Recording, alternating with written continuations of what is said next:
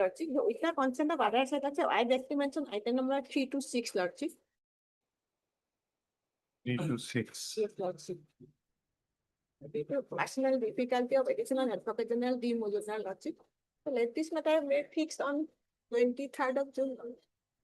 23rd of June. Hearing. Heard Miss Lee D. Das Burman, learned additional senior government advocate, appearing for the review petitioners. Review petition number 292/2025, who prays for an adjournment on the ground of personal difficulty of the additional advocate general, Mr. D. Mujumdar. Stop. She submits that she has informed. No, Mr. Deka, you are on the other side. Yes. In two cases, I am for the petitioner. Mr. S. Deka, learned counsel for the other side, does not have any objection to the said prayer. Hence, the prayer is allowed. Let this matter be listed on 23rd June. Item 3 and 5 item number. Oh, yes. Item 3 and 5. Also, I have mentioned other side. You are on the other side. I have not named. Also, Mr. M. Nath, learned senior counsel, assisted by Mr. D. Bhattacharjee, who also does not have any objection to the said prayer. Please, your Lordship. Let's say I back to mention item number 16, Lordship. I've already taken concern from the other side, Lordship. Respondent side. I'm for the appellant, Lordship. Item number 16, Lordship. Yes. Heard Mr. M. Das, learned counsel for the appellant, who prays for an adjournment on the ground of personal difficulties Of Mr. P. Chaudhary, Lordship. of the conducting counsel for the appellant. He submits that he has informed learned counsel for the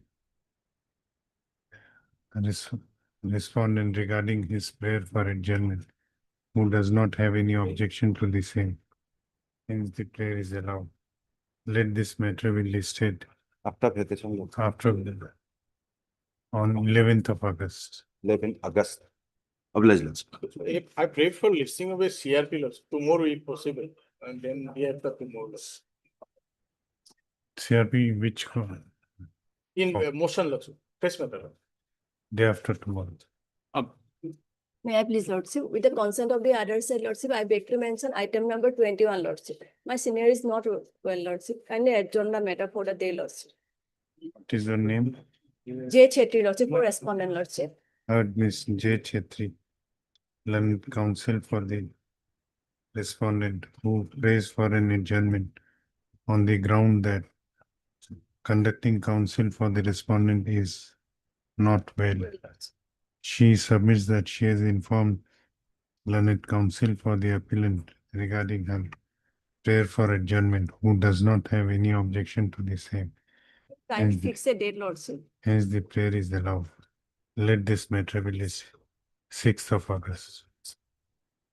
Hello, mention item number 7, my. Item number 7, they are the appellant, I am the respondent. And they filed an IA, my. And I am to file an objection against that. Can kindly allow us at the Who is the other side? I'm for the appeal. I have filed the IR. Heard Mr. T.K. Bhuya, learned counsel for the appellant. Also heard Mr. B.J. Ghosh, learned counsel for the respondent, who seeks some time to file written objection against the interlocutory application filed by the appellant in this case. Learned counsel for the appellant does not have any objection to the same. Hence, the prayer is allowed. Let this matter be listed 24th June or after vacation. after vacation. Let this matter be listed 20th of July. Loss. Obliged. May I please, your lordship? I would like to mention for listing. Matter was listed multiple times, lordship, and What matter? on a civil, lordship, civil matter for hearing. What is it? Civil revision appeal Civil revision petition, lordship. for hearing. Hearing you have to pray before the registry. Pray before registry for hearing matters. So your lordship, I beg to mention for listing a CRPIO motion. I pray for tomorrow, lordship. When have you filed? Lordship, we have filed it 6th of June. Please, matter. Okay. Obliged. Wait, please, your lordship, I beg to mention one RSA for listing and one CRPIA for listing in order column, lordship. 17th of June. Next. May I please your lordship? Lordship, I beg to mention a RSA matter. Or Hearing one. go to registry. Any date, man. Registry. Approach registry. Obliged. These orders, I didn't want to.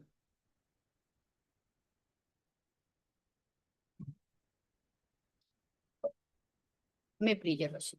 Specifically take up IA 677 of 2022, lordship. Yes. In this case, lordship, respondent number, lordship, there are 3 experts, so I have filed 3 applications. This is delay condonation petition, lordship. Here, lordship, last location on 7/5/2026, I was directed to take steps upon some respondent, lordship. I have already taken steps, lordship, but that is awaited. Lordship, kindly peruse the office note dated 6/6/2026.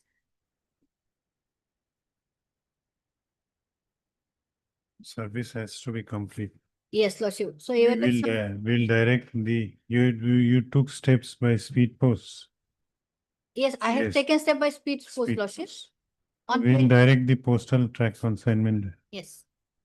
Heard Miss P. Bhattacharya, learned counsel for the applicant in 677. Also heard Mr. R. Sharma, Respondent number 1. appearing for respondent number 1. On perusal of the office note dated 6/6/2026, it appears that service report in respect of notices issued to respondent number 2, 3C, 3D, and 5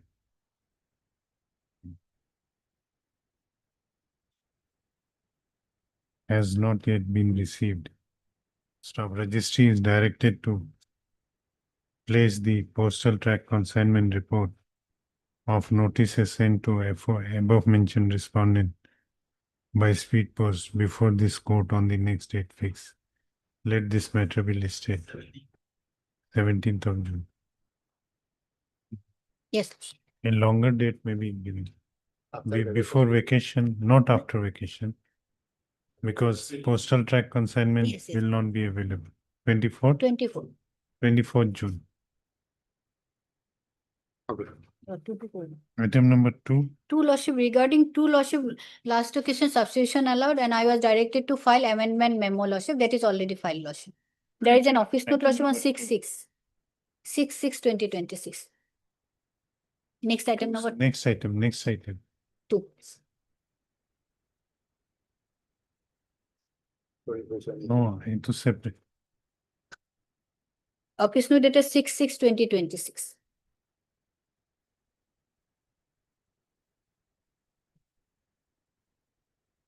Why these are Here substitution petition already allowed, lordship. I have filed amended cost item.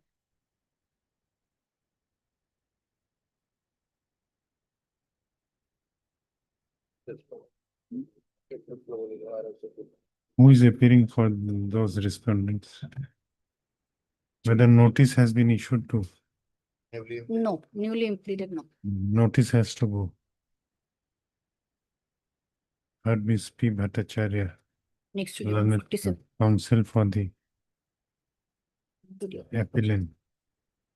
She submits that in pursuant to the directions of this court, she has filed amended cost title indicating the name of newly substituted respondents.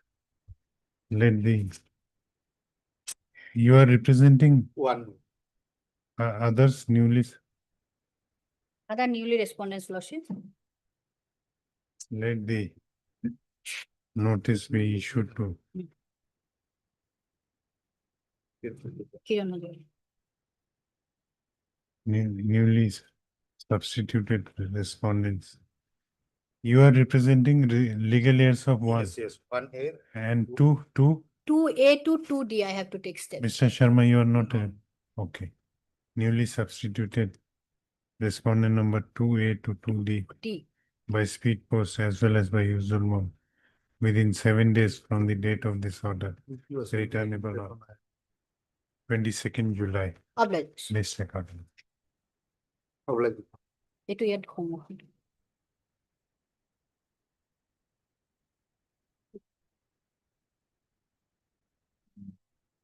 Lordship, both the matter will come together, Lordship. Both the matter will come together on 24th. Let this matter be 24th. 24/6. Obliged. No, but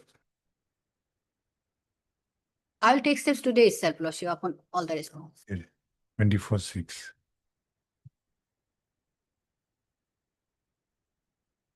Hearing, item 8.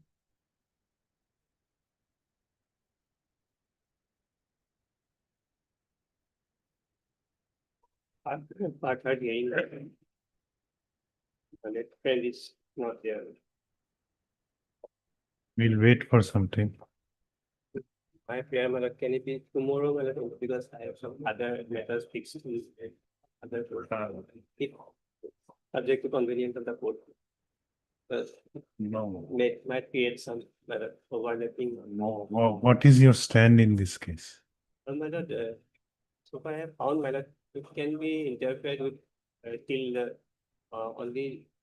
the Sentence what? Can be reduced. Money. But otherwise, my lord, Upholding the conviction, only Anything. sentence part may be interfered with. in- Otherwise, conviction is correct. I have found, my lord, so on the evidence, because this is a criminal, my lord, there is a revision, my lord. So I have found, my lord, there is no perversity or abuse of process of law, my lord. So far, Then we'll fix it on Thursday. at 2 PM, my lord. Okay. None has appeared for the petitioner on call. Heard Mr. MP Goswami, learned an additional public prosecutor.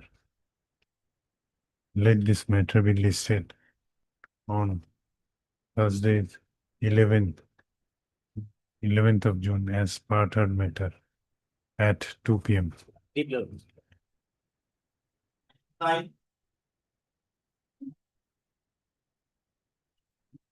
Lordship, in this consider dispersal for a timing, lordship. For a time. Take some rest. No, your lordship. Mr. Vishwas also appears to be very- But let him, this senior come, because I had already touched upon my points of argument. okay. in the Let him last- come. We'll take it after some time. Yes, Lordship. Item 10.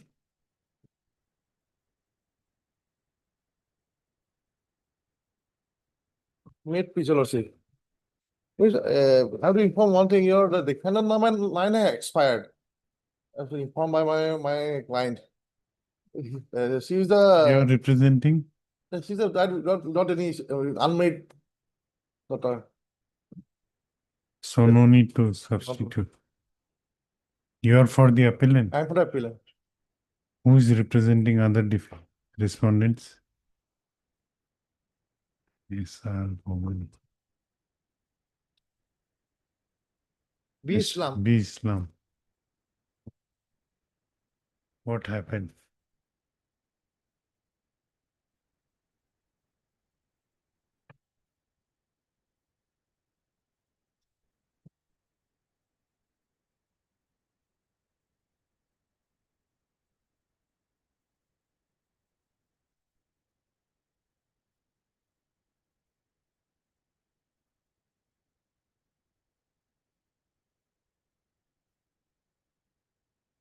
What is to be done? I'm start also got hearing him. What law says?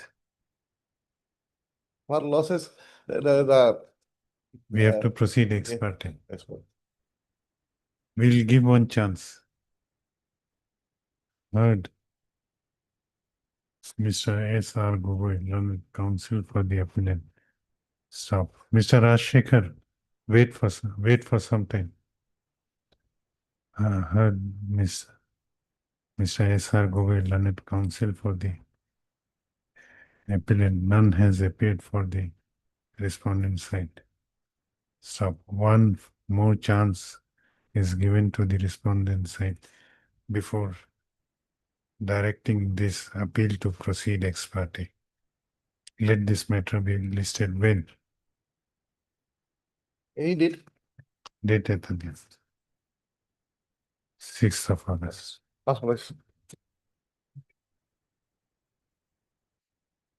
So, criminal revision person. Huh? Yes, Mr. Rajshekhar. It has been Lordship, postponed till the day after tomorrow. You are ready? I'm ready. I have asked my junior to get the copies of the judgment. Can it be taken up after some time? I'll provide the judgment. Okay. Because the other day your Lordship asked for the judgment of the. Okay, If there is any judgment. then, okay. Or it can be taken up at 2 also. If your Lordship wants. Or Can you after- intimate the public prosecutor? Yes, I'll intimate the public. person. Then we'll take it up at 2. Yes, ma'am. Item 11.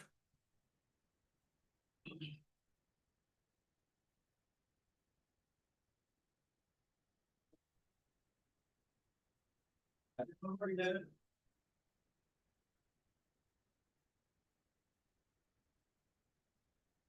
None has appeared for the appellants on call.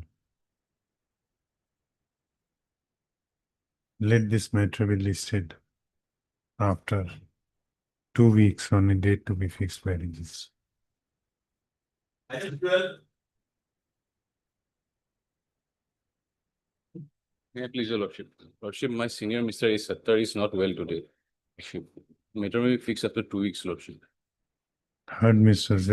Mukhi, learned counsel for the appellant, who prays for an adjournment on the ground that the conducting counsel for the petitioner, not appellant, petitioner is indisposed. None has appeared for the respondent side. The There is prayer also is, an interim. the prayer is allowed. Let this matter be listed after 2 weeks on a date to be fixed by registrar. Lordship, there is The an interim order shall continue till next. Obliged, Lordship. Item 13.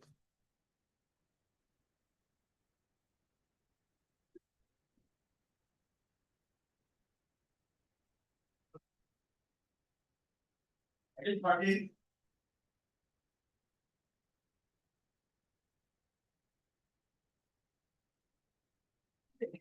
My senior is coming, Lordship. For the timing, Lordship. After some time. Item 14.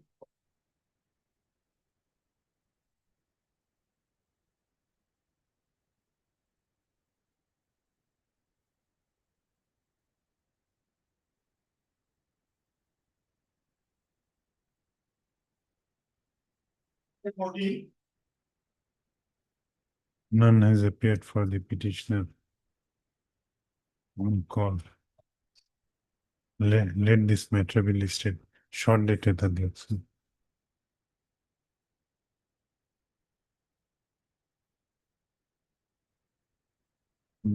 June. Let this matter be listed on 23rd of June. Item 15. May please, Your Lord, sir. That in this matter, my lord, today only I have filed my wakalata, my lord, so I seek some. For whom? For the appellant, my lord. Who is for the respondent?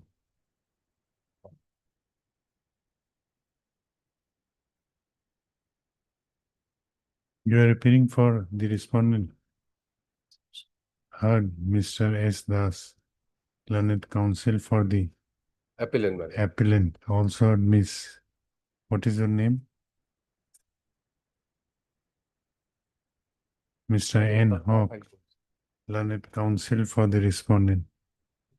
Miss learned counsel for the appellant submits that he has entered his appearance for the appellant today only by filing his vakalat number, and therefore he seeks some time to go through the brief before making his submission. You have any objection? No, my lords, but a date may be fixed, my lords. The learned counsel for the respondent does not oppose the prayer. The prayer is allowed. Let this matter be listed 11th of August. Can it be earlier to that? No. We are tight. Date. Highly obliged. Item 17 and 18. My lord, item 14, my lord. It's just now called. May I pray for certain accommodation for today, lordship? Item 14. Because I'm not fully prepared today. Item 14, when we have fixed? 23rd June. Show the name of Mr. J. Deka as counsel for the petitioner. We are showing your name Yes, my name is Son. and the matter is listed on 23rd of June. Obliged. 17 and 18.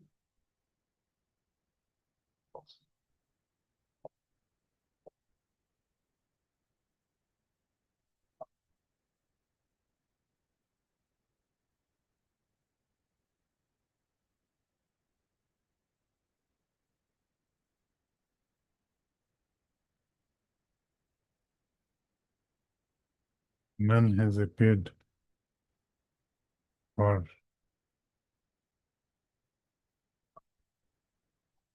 any of the parties. Place this matter after a week on a date to be fixed by the minister.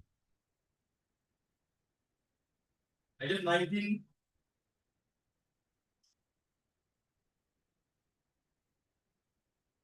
Lordship, my senior is on his way. The court. Who is for the appellant? Lordship, Mr. S.R.P.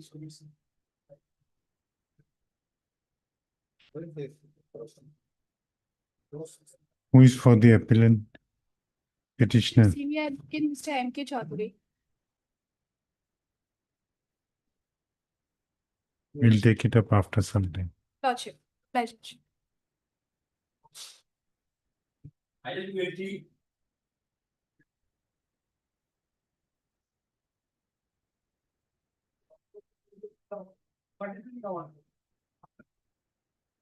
Yes. Lordship, after timing Lord.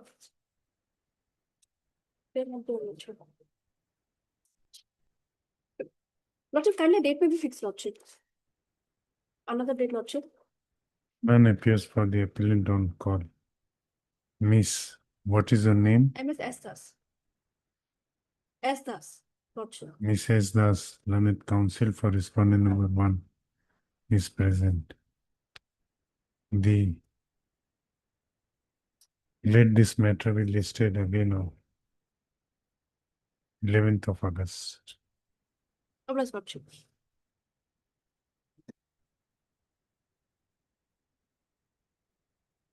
Pending. My lord, item was 10. Item was 10. Yes, but then I'm reported respondent.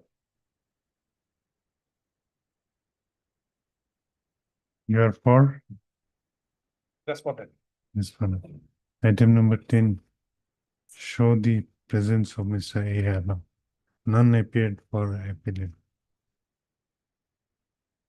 You're so quickly, my lord. Item number 10, 6th of August. 6th of August. 6th of August. Rift. No? Matop. Yeah. Item 13.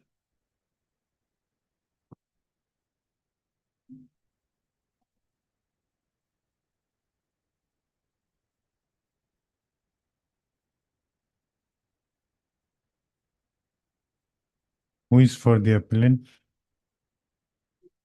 Mr. Didi Goswami.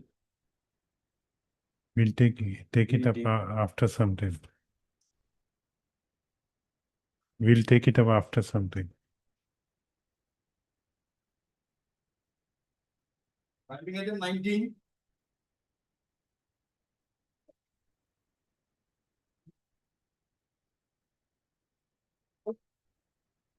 Your Lordship, my senior is on his legs in another court.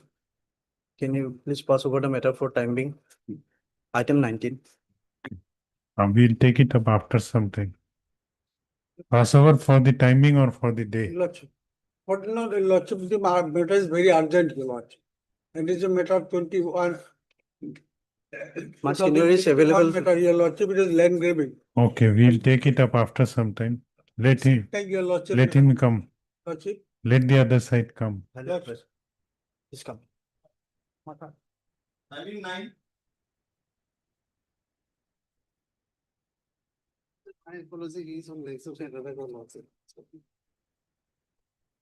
Lordship, let me complete in the meantime, because they filed, as your Lordship remembers, they filed early hearing petition, your Lordship. Now, I have already argued Item number? item number 9.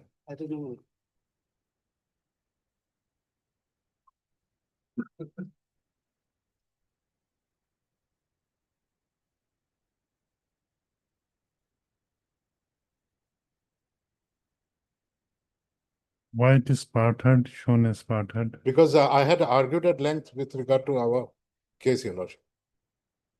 The appeal, why we had preferred the appeal, and the perversity in the judgments we have assailed, your Lordship. The original, the contract agreement is also on record. That may be looked into, your Lordship. You refresh my memory. Yes, your Lordship. What? Lordship, take on agreement of forfeiture. That is.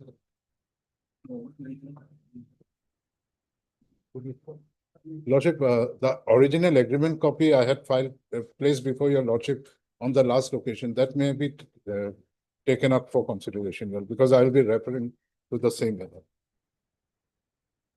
It was spiral bending, assessor. Spiral bending. No, I put a file to solve.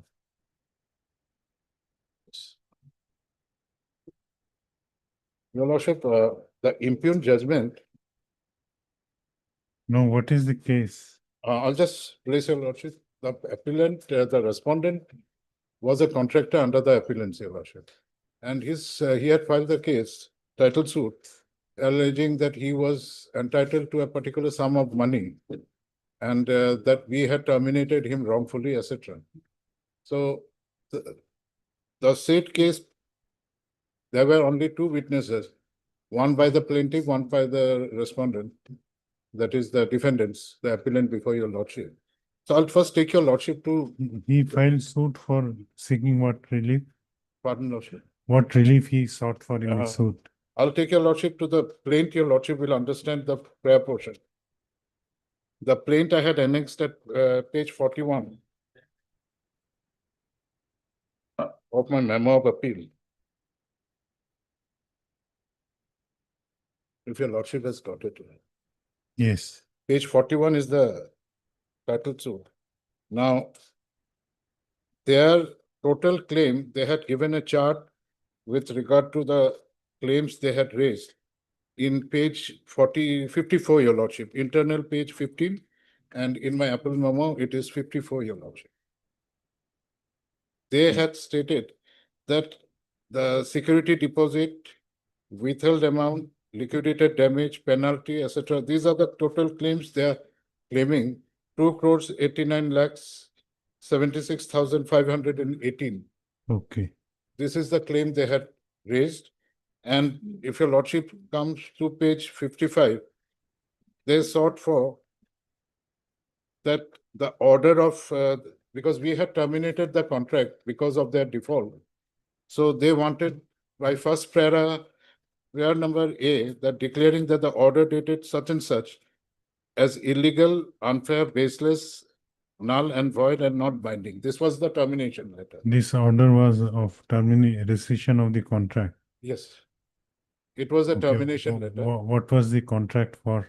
Contract was, your lordship, it is there. It was for construction.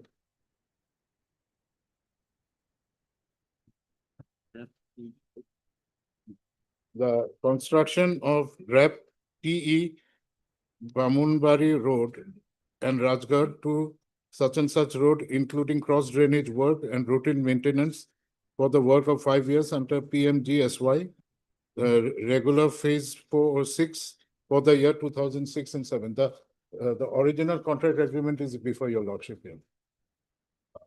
Now, this was the agreement. Now, we terminated them because they had a major breach in contractual terms, because they sat idle. If your lordship, I'll take your lordship first. Before that, let me just place their prayers, your lordship. They wanted the declaration that that particular termination letter was not proper and not binding and was issued illegally by us. And secondly, they wanted an interest.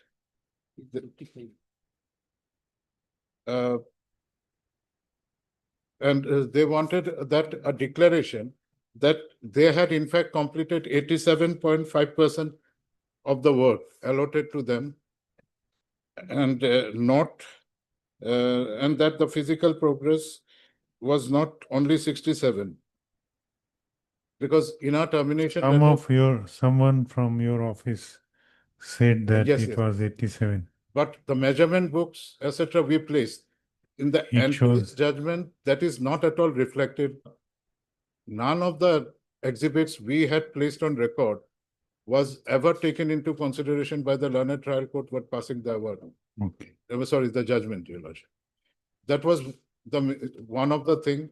And secondly, your lordship will find that the another thing was that declaring that the decision of the standing empowered committee upholding the termination and physical progress means maybe they wanted to show, because there is no thing that this was also not binding, prayer number D.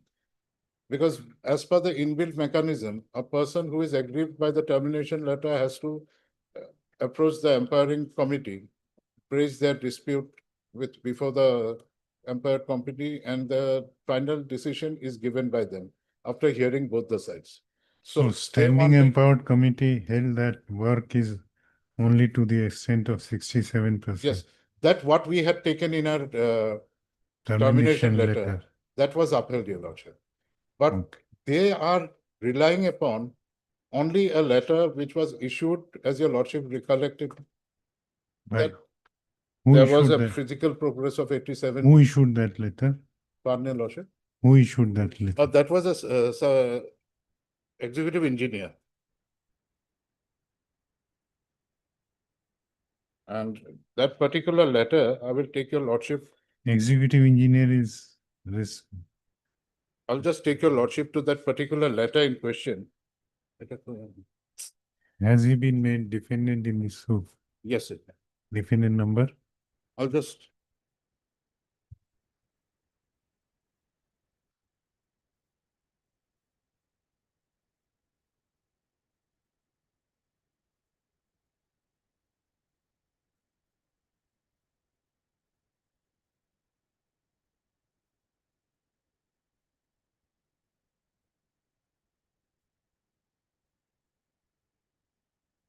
Termination letter.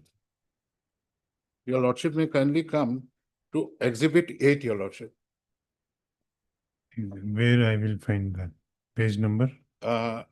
It would be in the evidence of PW1, your lordship. C15. In the TCR.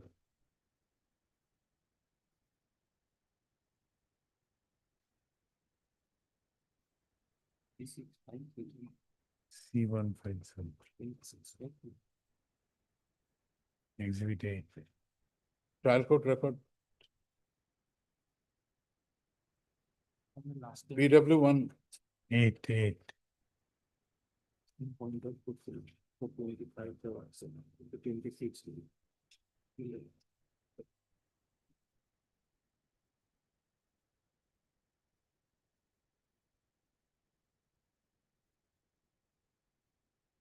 এটা গোটেই bundle এটা আছে PW1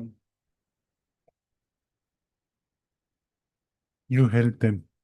on the last Record occasion to we had Tatla flag Job. marked it here. Got to video with flag, logot flag দিব।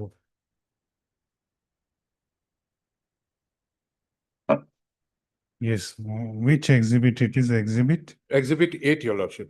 What The you want only to? thing I'd like to point out here again, and on the last occasion also I had pointed out, in the judgment, however, the What date is of this exhibit 8?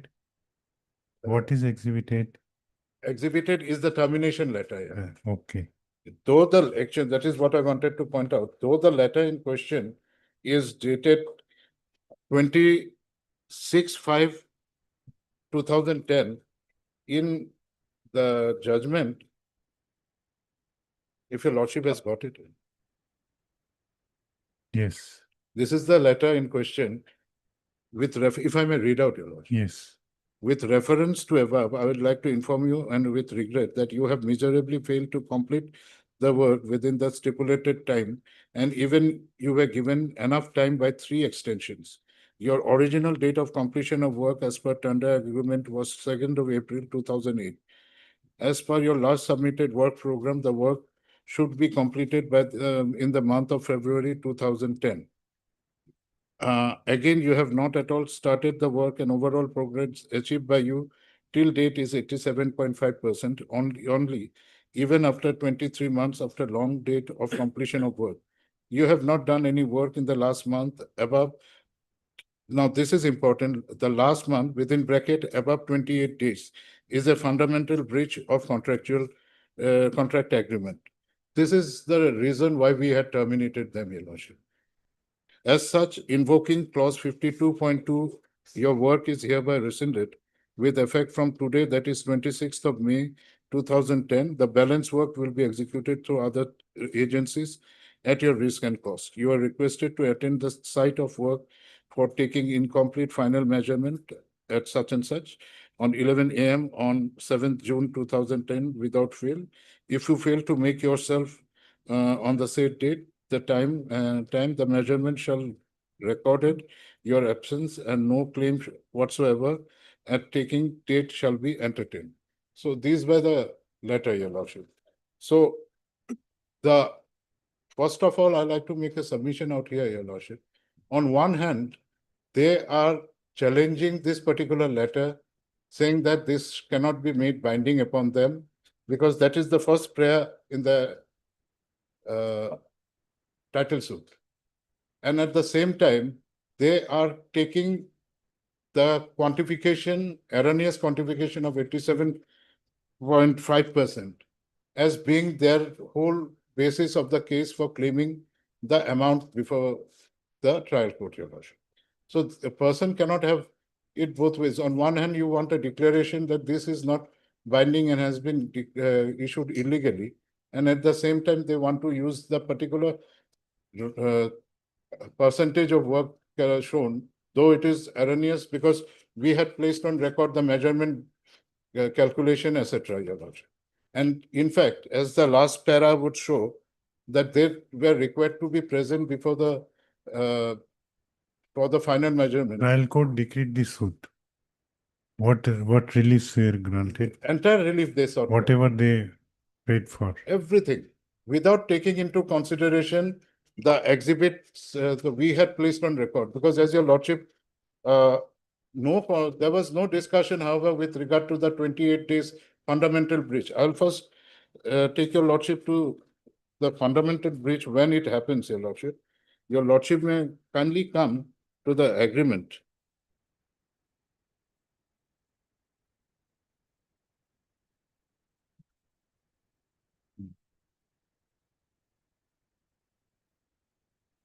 Agreement of final. Yes. No, Yes. No, no, it.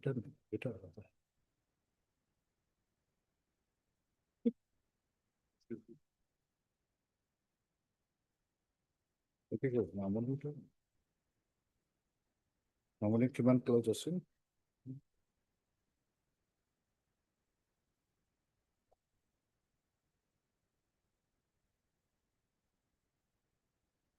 Done. 52 your lordship, clause number 52.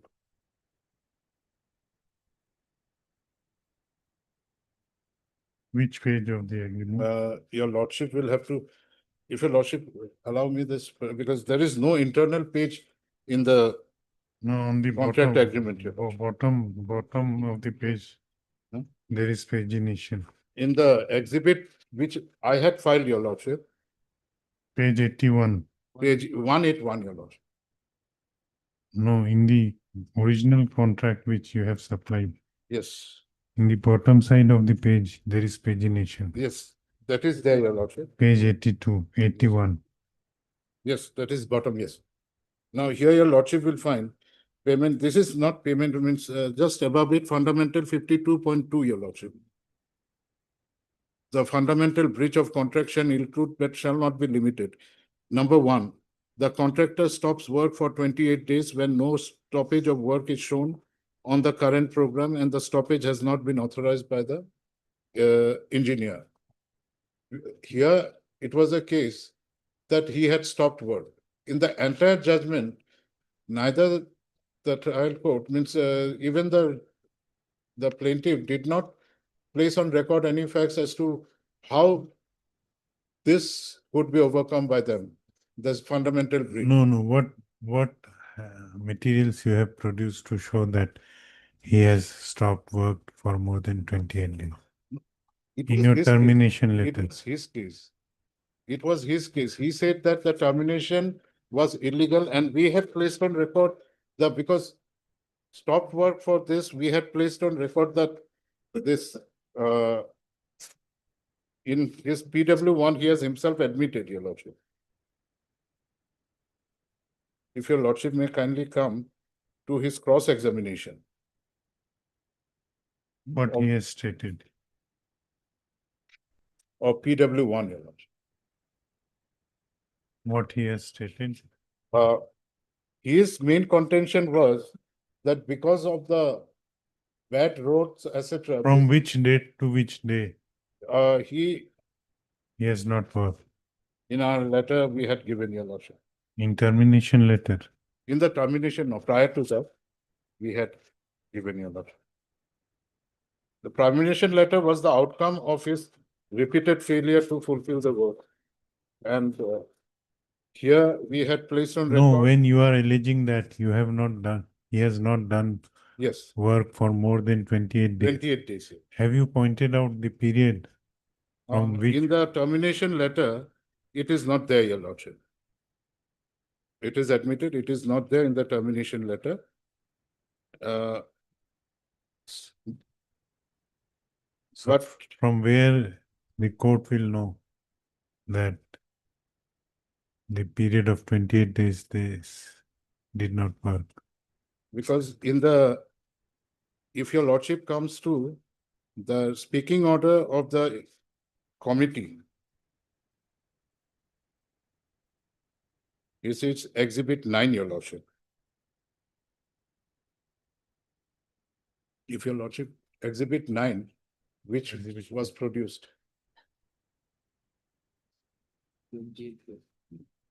Details on which date to which date.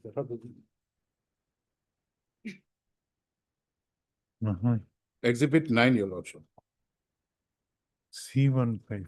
This is the order passed by the committee after assessing the appeal made by the contractor, your lordship.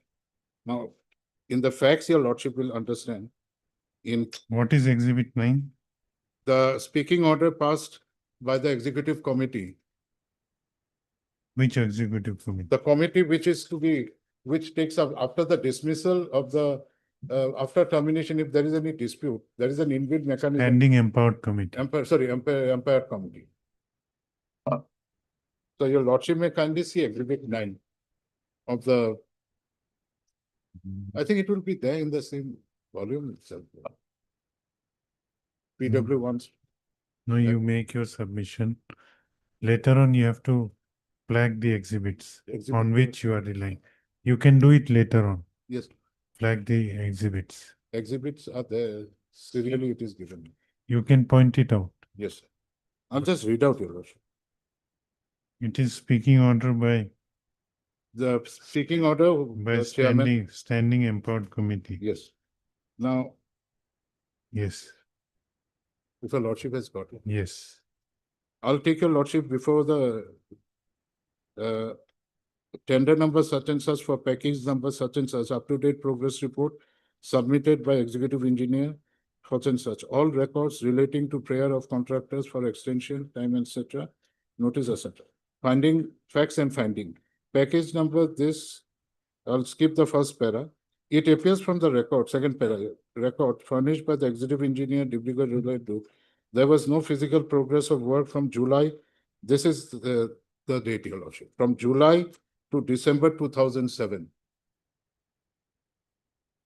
And contractor achieved only 16% of work. So this is what I liked to draw your lordship attention, that there was no physical progress from the month of July to December 2007, your lordship.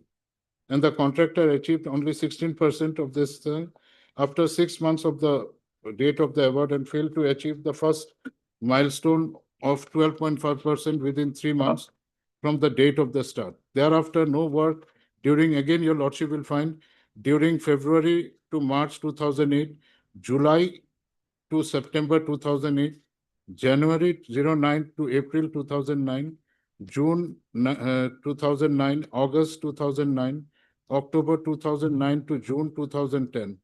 But he had to done 8% during April this.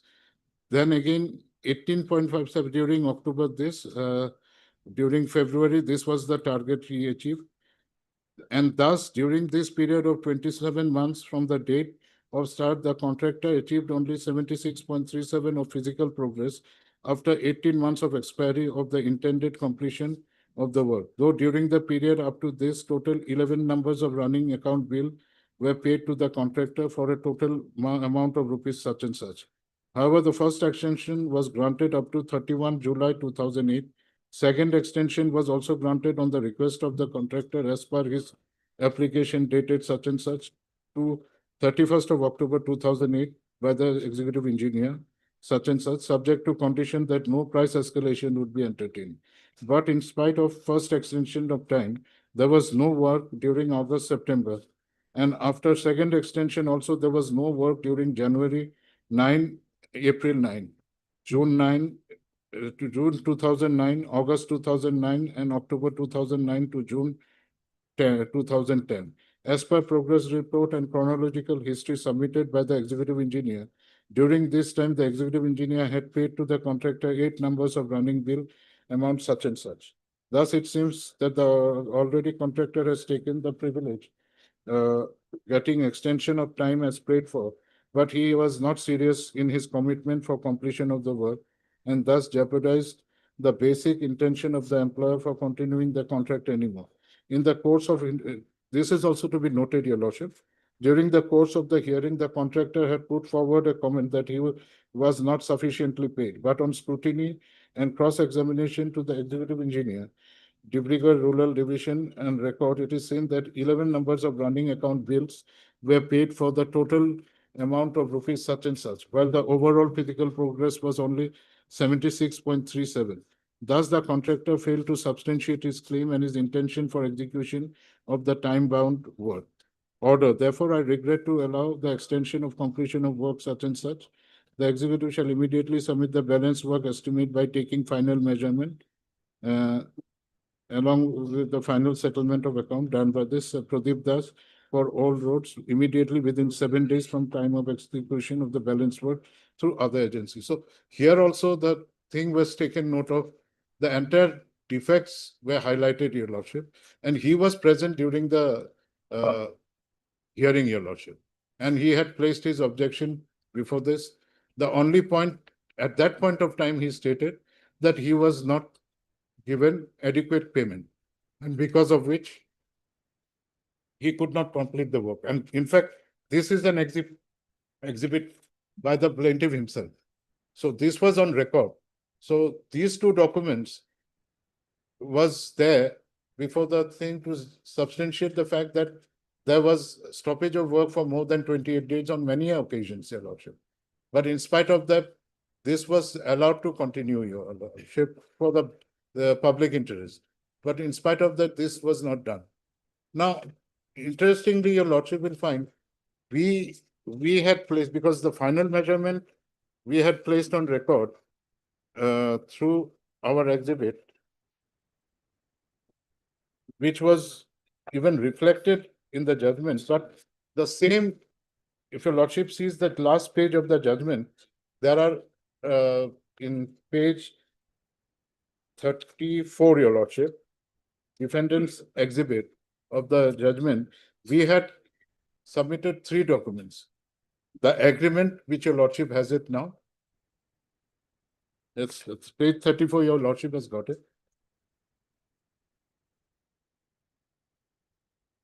Of the judgment in the memo of appeal. Yes. The plaintiffs exhibited 27 numbers of documents. We had exhibited 3 documents. One was the agreement, which interestingly the plaintiff himself, though was basing his claim, did not exhibit. But thereafter, exhibit B showing statement of payment and number C, statement of work executed by the plaintiff. These 2 documents, B and C, was, if Your Lordship go through the entire recital of the judgment, there is not even a whisper with regard to any of those documents, Your Lordship. Neither the clauses of 52.2 is found mentioned anywhere. That fundamental breach part has not been discussed by the learned trial court while setting aside the termination, saying that it was illegal. Exhibit 9 was his own document, which clearly establishes this fact, Your Lordship. Now, Your Lordship will find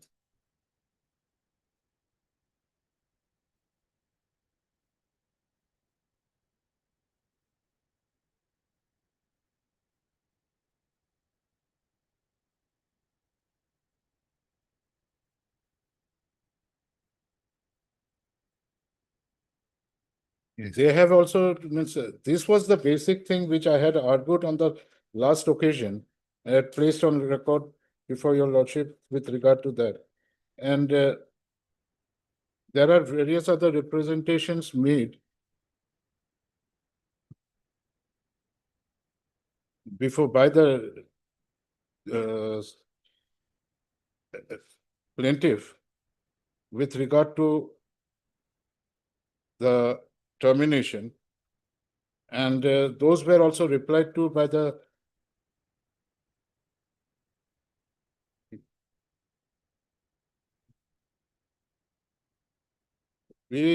Your Lordship may also see there was another appeal made by him before the department, and we has exhibited the said response of us in page and exhibit 23, which is Your Lordship will find in page 83 of the evidence on affidavit filed by PW1.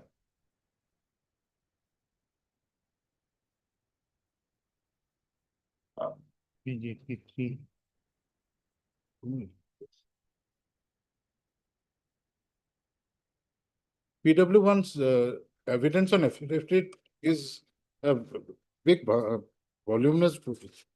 There are total 102 pages of documents attached to PW1, Your Lordship. It is a letter dated 22/5/2012.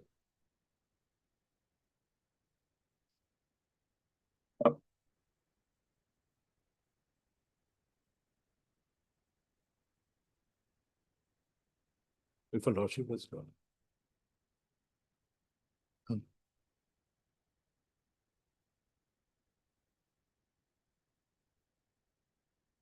22/5, No, no, not this. 2012. PW1 evidence on Please go on out and keep on. consider health of pathology. Yeah, that's what which one of these. Yes, what it says. I'll just read out, Your Lordship, Yes. because this was again an appeal made by him after the Empire Committee had given its decision.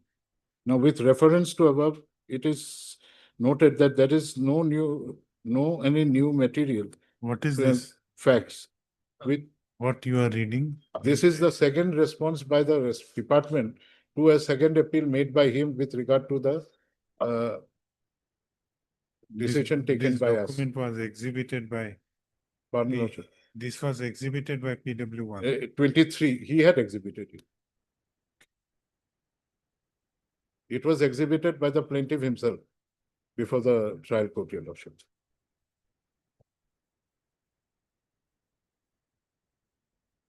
Because this was subsequent to the termination and which was upheld by the Empire Committee.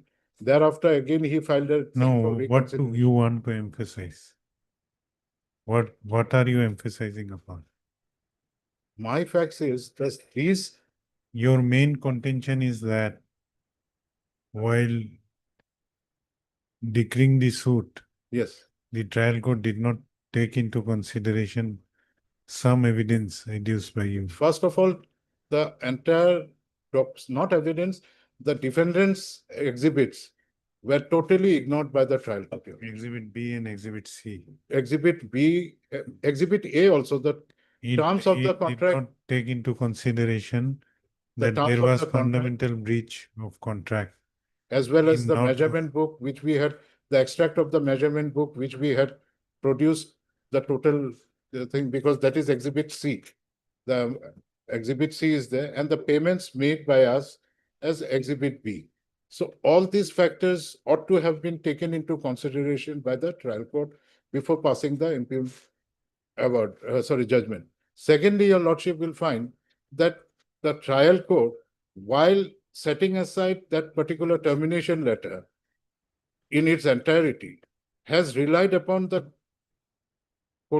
the quantum of 87 something to be correct. Because once the letter of termination, if that is set aside, the entire observations made in the letter, it cannot be in a piecemeal manner that the part which is in favor of the plaintiff would be taken into consideration in the termination, that when we had placed the reverse, the document which clearly establishes the amount of work he has done, that is not taken into consideration, and only the amount quoted, the percentage quoted by the executive engineer in the termination letter is taken to be the basis of Your one of the pleas that though the trial court terminated the quashed the termination order, but it relied upon the quantification of work this. mentioned in the said order. And he also is on one hand saying that this has been issued illegally, and at the same time says that is correct, which favors him. And the trial court did not discuss the second Exhibit 9. No, why trial court? What was the logic of quashing the termination order? Yeah. Setting aside. The logic, I will take Your Lordship to that particular observation as to why the trial court interfered in the termination letter.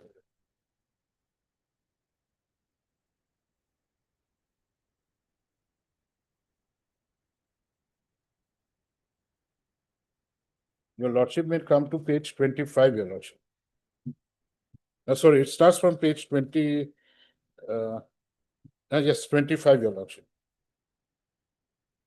Issue number 3 and 4, Your Lordship, of the memo of appeal. And Your Lordship may come to. What is 3 and 4? What are I will take Your Lordship to page 23, the memo of appeal. The issues are narrated therein. total number of 6 issues were framed at that point of time by the trial court. What are 3 and 4? 23 of the memo of appeal.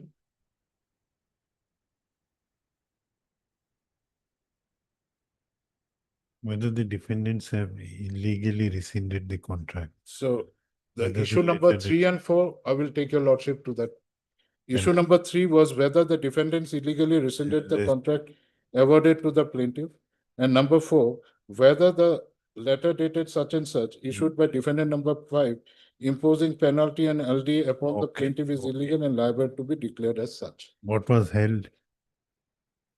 And I will take your lordship to page 25 to the discussions made by the trial court on these 2 particular issues. Yes. Para 16, issue number 3 and 4. In the case in hand, there is no dispute to the fact that the plaintiff was entrusted with a work of right order dated such and such, such and such. As per PW1, the plaintiff, the work could not be started and completed within the stipulated time because of deplorable condition of bridge number 2/1, which was the only way of transport construction to the work site. That he had issued letter dated such and such showing cause of his delay and also to take necessary action so that the work would be carried out in the proportionate on time.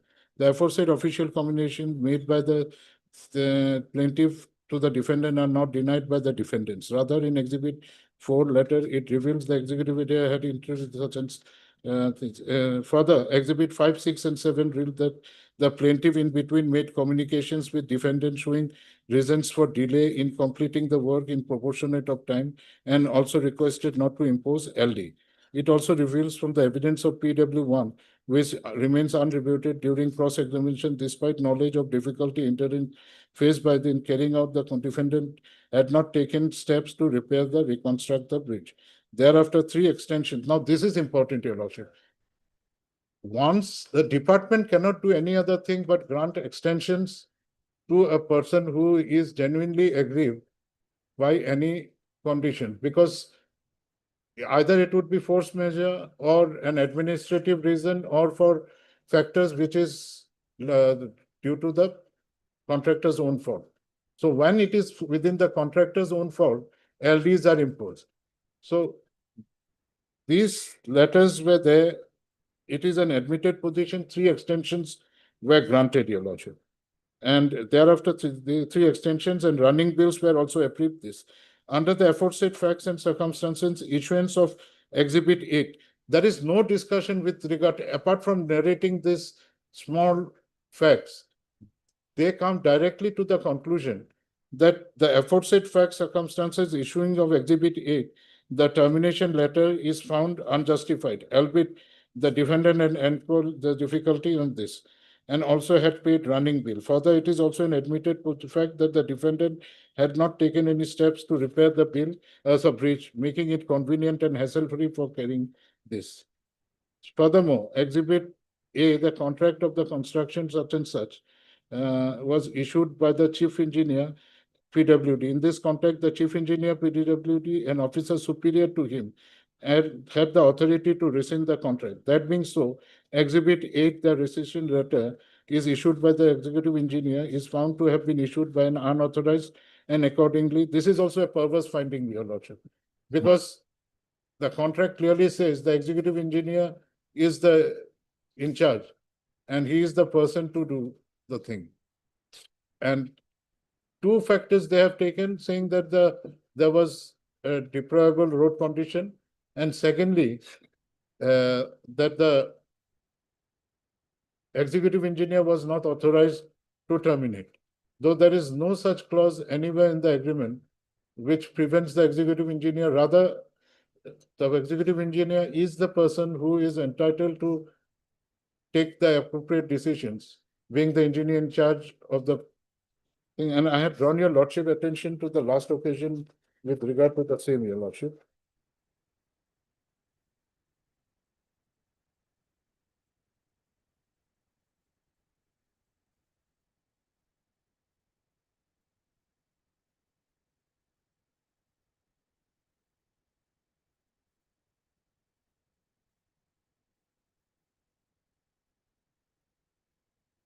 And the quantification of the liquidated damage was also specifically stated in the agreement, Your Lordship, and which was done as per the agreement.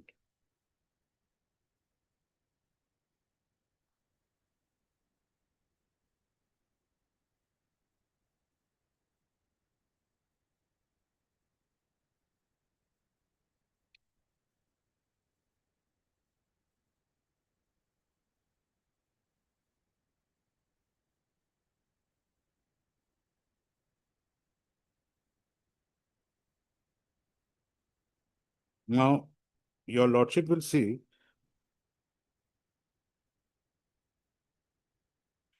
there is no bar as to who is to issue the termination letter. There was no such thing ever mentioned anywhere that the executive engineer is not entitled to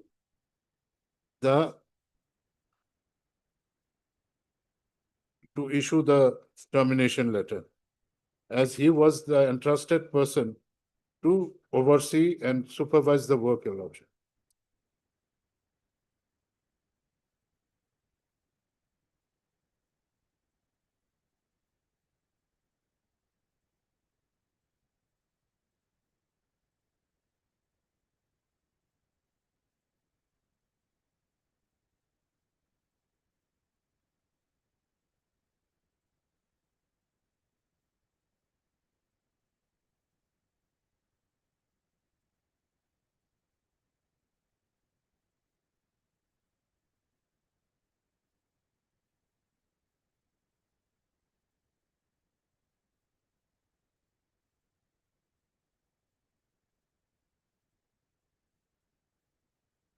There was no other consideration taken by the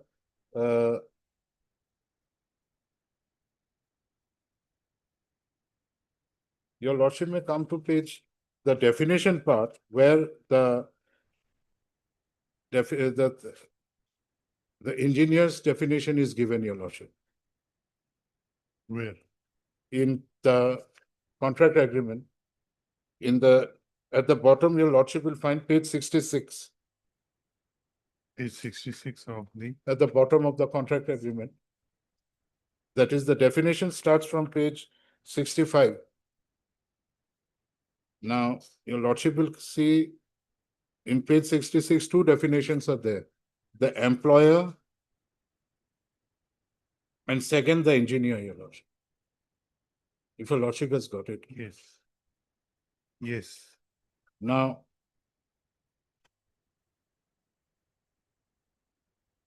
here, the employer is the party as defined in the contract who employs the contractor to the work, including routine maintenance. Employer may delegate any or all of the functions or body nominated by him for special function. Next is the engineer is the person named in the contract data by the employer and notified in the contractor to act in replacement to who is to supervise the execution of work and administering the contract. Now, the executive engineer was the person entrusted as per the contract agreement to administer the contract, and he had terminated the contract. So there was nothing, and this logic is also quite contrary to the fact that only the chief engineer would be empowered to terminate the contract. There is no such requirement of the contract. Contract was between whom? Partnership. Contract was who were the parties to the contract? It was signed by whom? It was signed by the chief engineer. Chief engineer at the bottom, it is there, Your Lordship. The chief engineer had, being the chief engineer had signed it.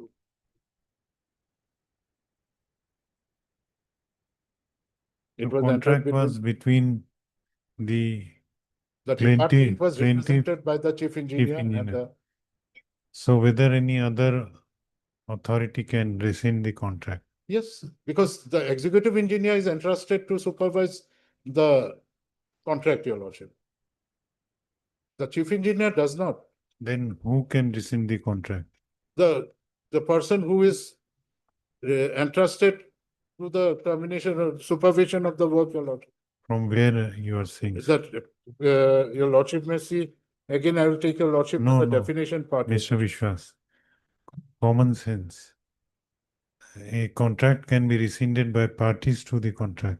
Yes, parties to the contract, executive engineer is the person who is supervising the work, your lordship.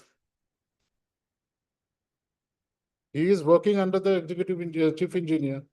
He is the There may be, engineer in charge. there may be other authorities also under chief engineer. No, there are superintendent engineers are there. So whether superintendent engineer can also rescind the No. contract. The executive engineer, being the person who supervises the work, has the authority to terminate the contract. And even the Empire Committee has itself admitted to that and asked the executive engineer to take the follow-up actions. They had not directed the chief engineer. Your lordship will recollect the Empire, which is headed by the chief engineer, Executive 9, Exhibit 9, where it is clearly directed in the last page of the order. If I may, the order was there, I regret to this, as the decision taken by the executive engineer is found to be adequate at this point of time, executive engineer shall immediately submit the balance work estimate by taking final measurement along with the final settlement. These are specific directions to the engineer in charge. Who is the executive engineer, your lordship? The executive engineer in this case was the engineer in charge of the contract. And the engineer in charge of the contract has to take the decision. He is the final authority in the contract being executed because he is supervising the work.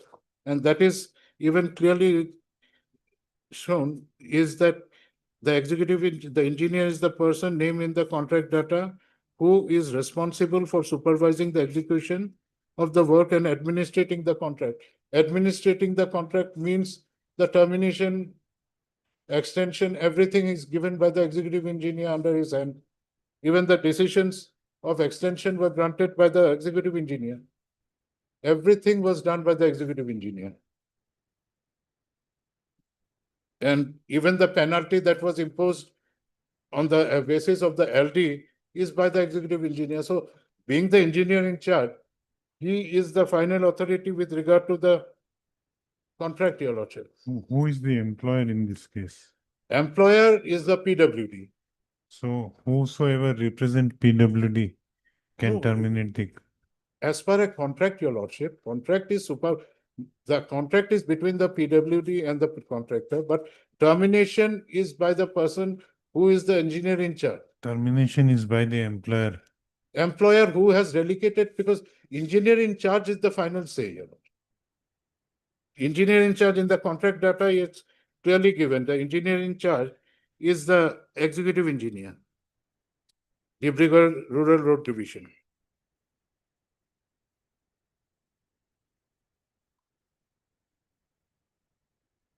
No, the terms of contract clearly stipulates that it is the employer who can Yes, terminate employer, it. but who is delegated? Your lordship will see the employer may delegate or any of the functions Where? in this page 66. In the definition itself, employer is the party as defined in the contract data who employs the contractor for executing the work, including routine maintenance.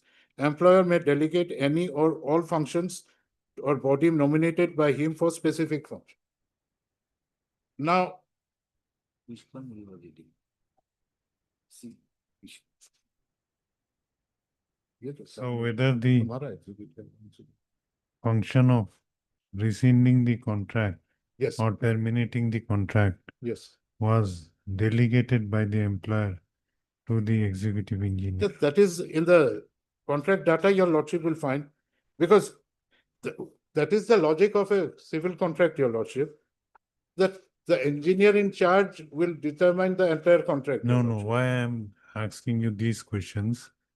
Because this is one of the ground on which This the is one of the trial court. This is a thing which is never urged by any person, because if you see the entire pleading, their only thing is that there was a delay because of the bridge, etc. And so they could not be terminated. And in fact, they had completed more than 87 such and such, and this decision was wrongly taken. It was neither the case of any person. If I may be wrong, but my No, thing, I have gone through it trial court on its own. no. At least Listen, your lordship will see. listen to me first. Listen to my query. That is the language. What I have understood, Yes. trial court On its own has taken up no, this. trial court quashed the termination order on two grounds. Yes. First, that in spite of knowing the inaccessibility of the work He site had terminated. due to some damaged bridge which was communicated to you, you failed to repair the bridge.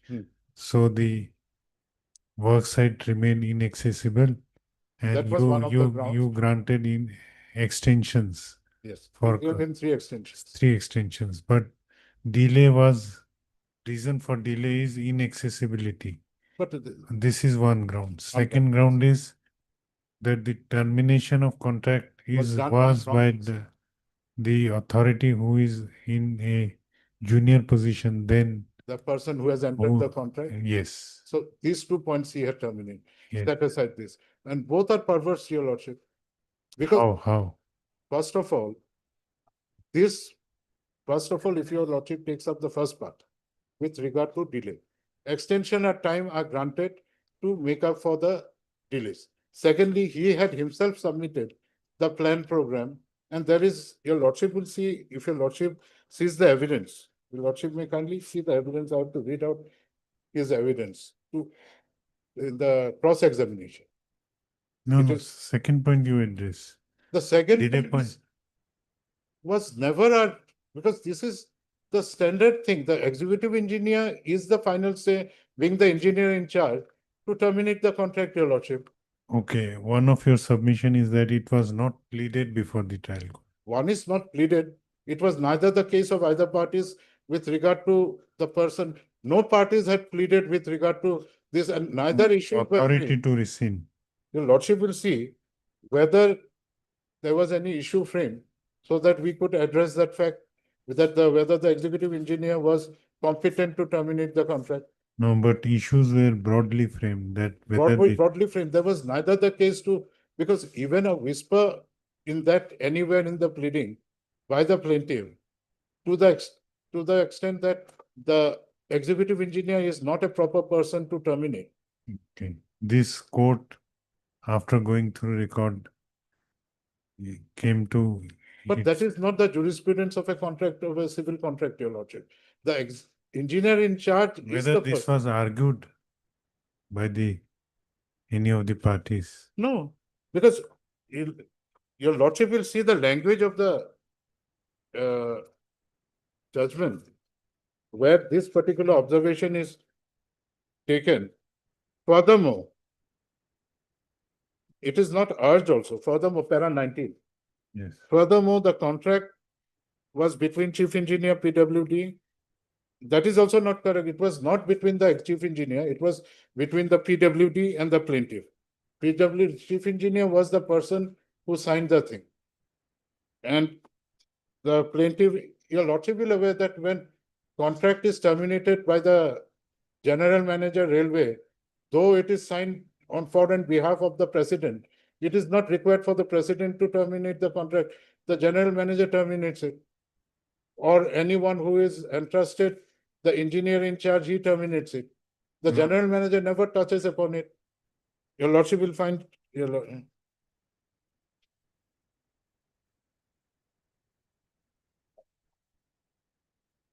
Exhibit 8 sound. 8.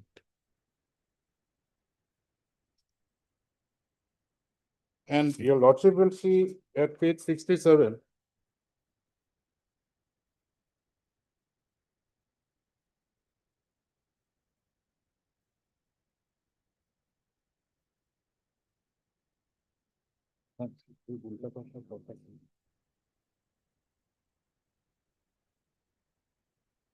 Your lordship will see from the contract data. No, that is the GCC. It is coming course.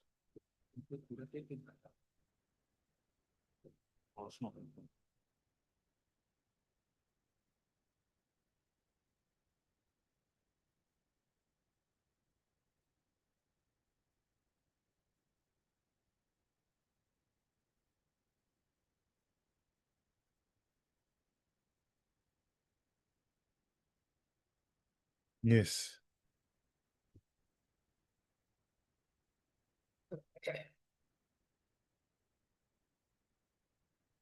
Our contention is very clear, Your Lordship, that the trial court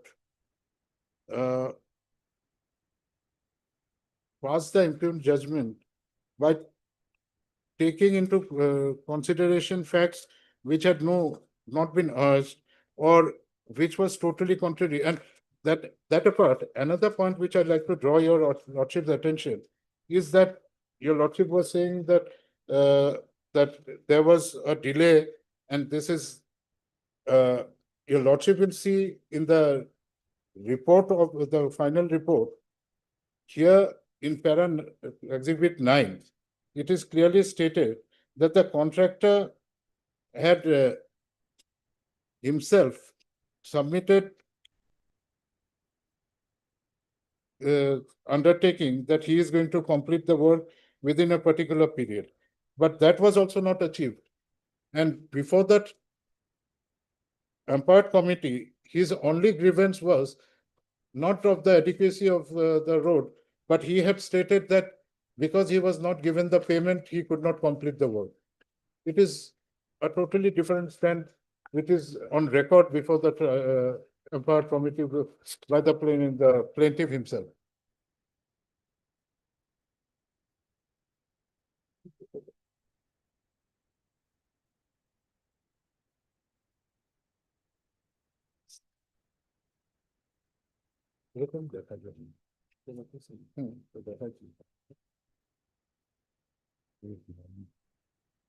And your Lordship will see, I'll take your Lordship to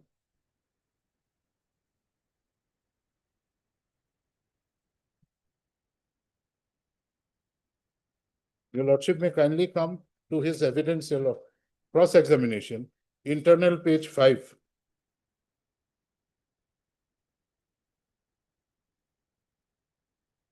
Oh, your Lordship may have to read the entire evidence to understand the facts, your Lordship, of the PW1 in the cross-examination. If I may read out it. Yes. I'll skip the first No, part. what you want to emphasize? I'll just show your Lordship. Second page. Why this speaking order exhibit 9 was passed? Pardon, your Lordship. This speaking order. Yes. Oh. I wanted to show in the speaking order.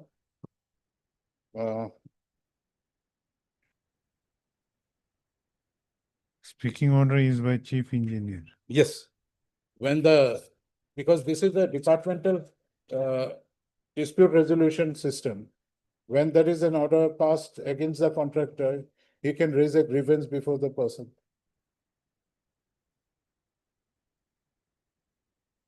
This order is passed on what basis? On his application. What application? His application for resolution of the dispute, your Lordship, for the termination. He had assailed the termination. So after termination of the contract, he approached the chief engineer. After the termination of the contract on 26/5/2000 thing, this order was assailed before this empowered committee by the contractor. And this is the finding of the empowered committee assailing the termination by holding that the termination was valid, your Lordship.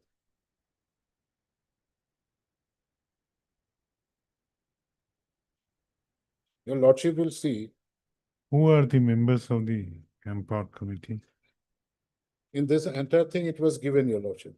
And thereafter, his second appeal was also made, which was also rejected by a reasoned order, which I had drawn your Lordship's attention with regard to that, your Lordship.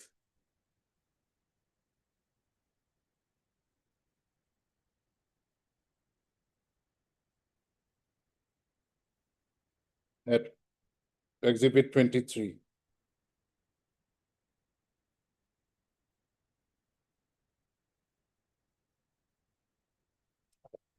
And it had been addressed, the non-repairing of bridges, etc., was addressed by this response by the department, by the chief engineer himself, at a letter dated 22/5/2012, exhibit 23, Your Lordship, by the Okay. plaintiff himself, Your Lordship. Okay, what is your next submission? The reason given by you, if I may read out some relevant point out there, that with reference to above, there is no new material such and such.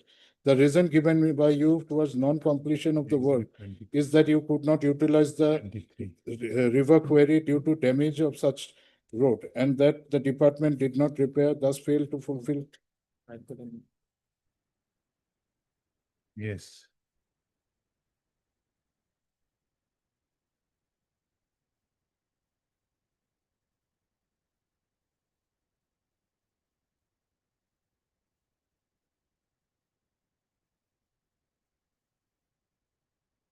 What is this exhibit 23? Lordship, What is this exhibit? I'll just, because No, what is this? Why I'm referring it, this was? this was because he had received exhibit 22 before this. Your Lordship will see. After passing of speaking order, he again approached the. Yes, Okay, Your Lordship will see reference in the top. This office letter dated such and such, and your letter dated nil, dated 6/3/12. That is exhibit 22, okay, on the basis of which this order was passed. That was the letter of the contractor, exhibit 22. Here, the reasons was given by the chief engineer again. Third para. Now it is further clarified that as per the stipulation of the NIT, you were required to visit the worksite and apprise yourself of the local conditions. this including was also assailed in the suit. Whether this was challenged in the suit, Which one, Your Lordship? this exhibit 23, No. This is not challenged. the speaking order, The speaking order, they are saying it is not binding, Your Lordship, exhibit prayer D, I think, Your Lordship, of the plaint. Though final prayer, Your Lordship, the language is quite, Your Lordship sees.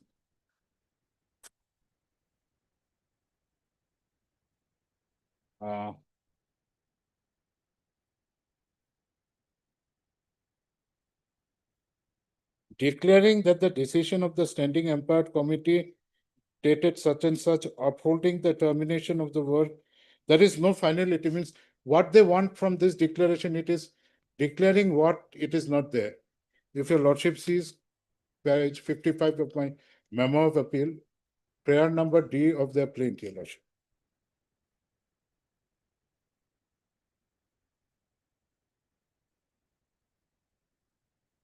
There is no such thing as not binding or void. No such prayer is there. Though now what has happened to the decretal amount? we had, they had filed an execution case. We had challenged them, gone, and we had deposited, I think, more than 50% of that, and it has been stayed by this honorable court. Where is that 50% now? Pardon, Your Lordship. I think it is before the trial court, because they have not withdrawn. Before the race. It is before the treasury, registry of this one. in the registry, Action of Oh. Okay, because initially there was a delay in filing the appeal. Before we came to this honorable court, this honorable court Okay. refused to condone the delay. Then we went for an SLP. SLP was allowed by asking us to deposit 50% of the decretal amount, which we had deposited, Your Lordship. And it's lying in the registry. Though they were given the option to withdraw, but with some conditions, I think, because of which they have not done so. okay, what else is your submission? Then apart from this, then the non-consideration of the measurement, because the percentage of work which they are claiming is totally contrary to the documents which we have exhibited, which was not discussed in the judgment. Exhibit C. B was the percentage of payment made, and C is the Statement of work executed. statement of works.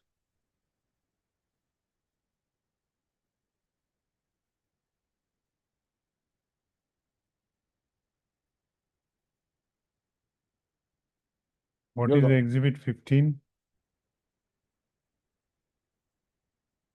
Exhibit C, your lordship, is the statement of work executed. What is exhibit 15?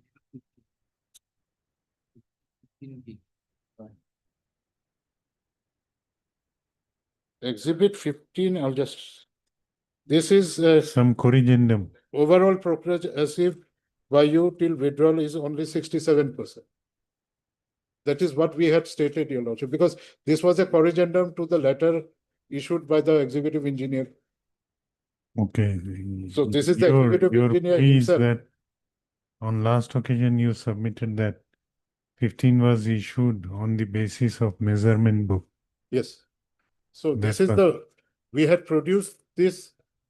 The measurement book is the extract of the measurement book. Your lordship will find exhibit C.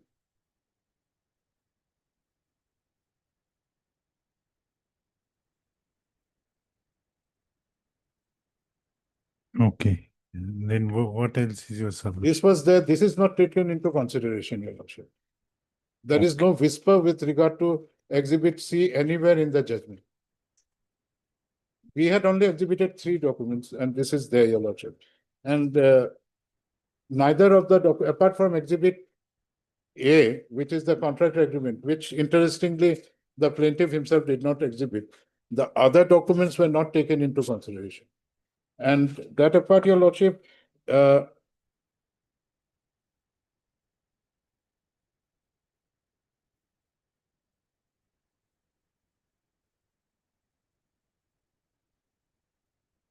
lordship will see in his, because a detailed cross-examination was done, and your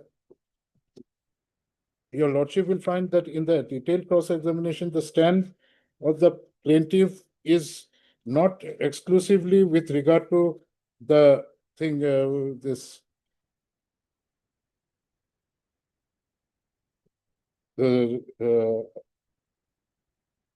the bad condition of road, but he says with regard to non-payment of bills. But the fact remains, we had placed on record exhibit B to show that substantial amount of bills were paid to him during the work. Again, which was in proportionate to the works being executed. And it cannot be said that the work suffered due to non-release of his dues by the department. And exhibit B is that document which we had placed, your lordship, which is also not taken into consideration by the trial court.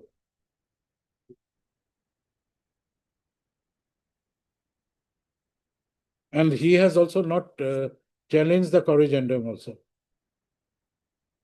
which was issued. That is exhibit 15. Exhibit 15, whereby the earlier letter was, the earlier quantification was corrected. That is also not challenged, or no declaration is sought for by that.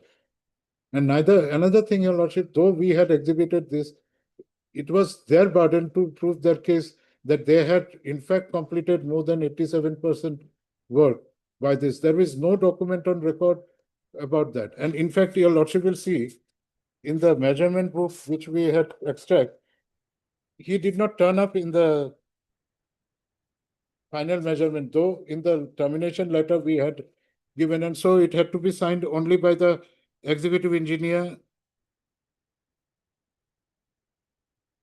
The Okay. final measurement. The corrigendum was issued on the basis of a measurement book Yes, where only one party's signature is there. because he did not turn up for this. It is if your lordship sees the termination letter, it is clearly stated on such and such date you are required to appear. Otherwise, it will be done in your absence. Your lordship, I will take your lordship again to that particular letter, termination letter, which is clearly evident.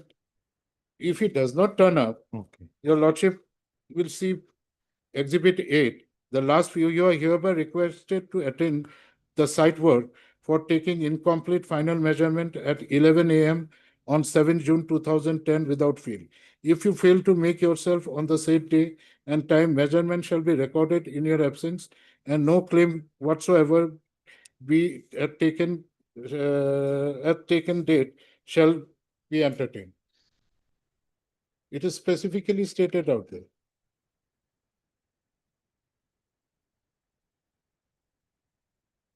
And that is as per the terms of the contract. And your lordship will find the only payment, if at all, he could have been entitled to was as per the terms of the contract, payment after termination, which is a specific clause is there. You have to do one thing. You have to give a written gist of your submissions. Otherwise, though I have taken notes, a brief gist of your, Yes, Your Lordship. And I'll just take your lordship just one point. yes. Clause number 53 at internal page 81 of the contract agreement means just after termination at the bottom, Clause number? 53, that is payment upon termination. This is the only thing Yes. where any claim could have been made. What it says? Please read. First one, 53.1. If the contract is terminated because of a fundamental breach of contract, the engineer shall issue a certificate of the value of work done and materials ordered, liquidated damage in any less payment received up to date of the issued certificate and less the percentage to apply the value of work not completed as indicated data if the total amount due to the employer exceeds any payment to the contractor, difference shall be recovered from the SD and performance security, if any, still left unrecovered. It will be a debt payable to the employer. And the next one is not important because that is if it is terminated on contractor's employer's convenience, which is not important. So the first part is clearly there. And if your lordship sees exhibit, No, whether it was complied with. no, because we had given the final measurement is there. And he did not, he has already challenged that before that stage could happen, your lordship. And we had brought on record the final measurement there in exhibit.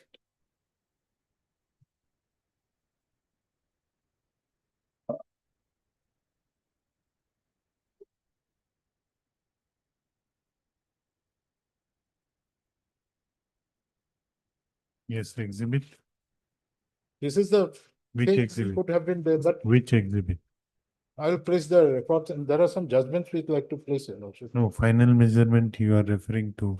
This It is the is final measurement, eh, this exhibit C, your lord. Exhibit C. So the final measurement is this chart we had placed. What judgment you? Some judgments with regard to your lordship that the plaintiff has to prove his case on the weakness of the plaintiff. The defense thing should not be there because he had not brought on record anything to justify that he had in fact, he could have called for this any document from the thing or place on record any calculation to show that he has in fact completed more works than what has been contented by the department. Nothing was done apart from relying upon a document which he himself seeks to be declared Which as he is null and void. challenging. Which he has challenged in this suit. Pardon?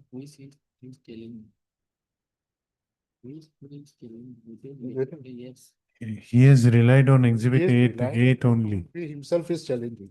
Exhibit 8. Exhibit 8. Okay. On one hand, he says that the amount quantified there is to be given to him. On the other hand, he is saying that the entire document is illegal and not binding upon him. Okay.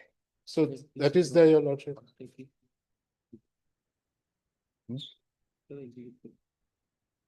And contract was not exhibited strangely.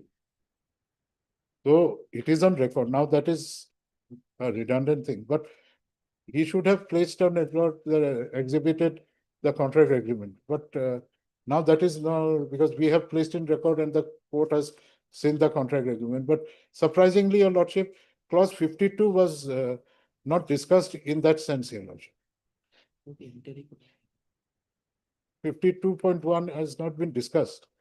The impact of the stoppage of work, etc., has not been at all discussed, Your Lordship. Okay, 52.2 clause A, Yes. fundamental breach due to stoppage. Yes, Mr. Alam.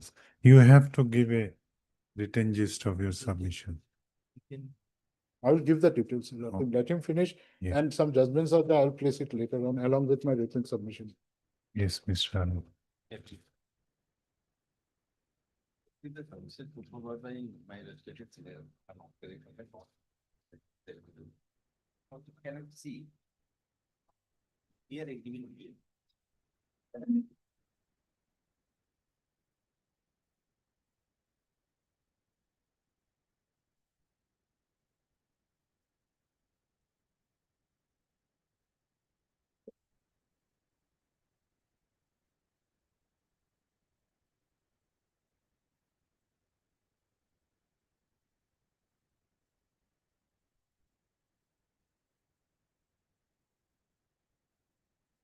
Be louder. Try to be audible. Yes. Also, first of all, your lordship, you cannot see exhibit A. Exhibit? A. Exhibit A, contract agreement. Yes. This was submitted by my respected senior that this was contract between PWD and the contractor. Yes. Exhibit A is the very first page, my lord. This was the contract executed between the chief engineer, PWD Roads, Assam, Chanmari, Gauhati 3, and Pradeep Kumar Das. At the top of this document, my lord. First page of exhibit C. Where?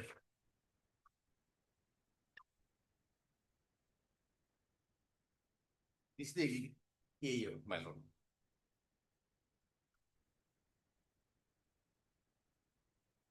Exhibited by the defendant during trial.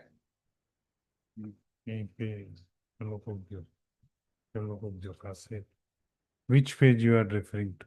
First page, first page.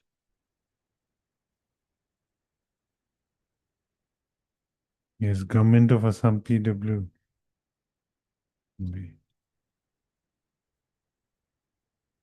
That is not the exhibit A, my lord, which is what is Exhibit A. this is exhibit A. But you, whatever you submitted, that is not the exhibit. No, you told. This is the exhibit. It's a Pradeep Das. First page, my lord. First page. Exhibit A, my lord. First page. It is written Pradeep Kumar Das and. Chief engineer versus Pradeep Kumar Das. This contract was between chief engineer and Pradeep Kumar Das. my lord.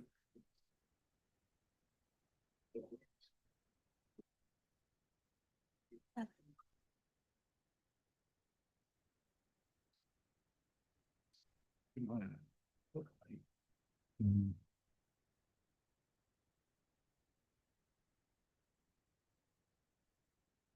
Thank.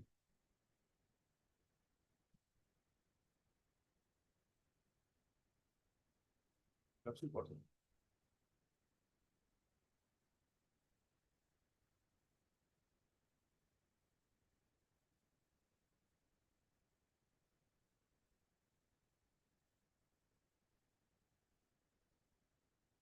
Okay. Tender agreement made between. Tender document, this is tender data, my lord, signed by chief engineer and the respondent, my lord. In respect of contract of package of 6 of 38. That's we got it. Yes. Now your lordship can see.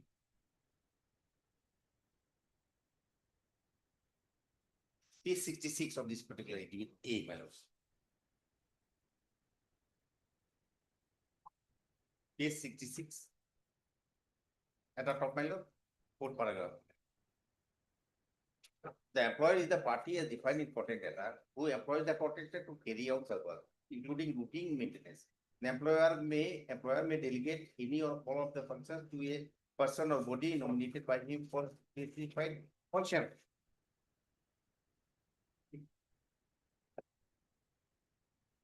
Lordship, what? Yes. Next, your lordship, we can have C.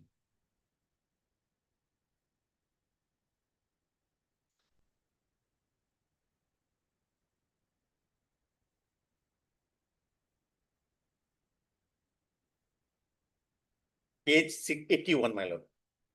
Clause 52, termination. Yes. Page 81, clause 52, termination. The employer may terminate the contract if the contract causes a fundamental breach of the contract.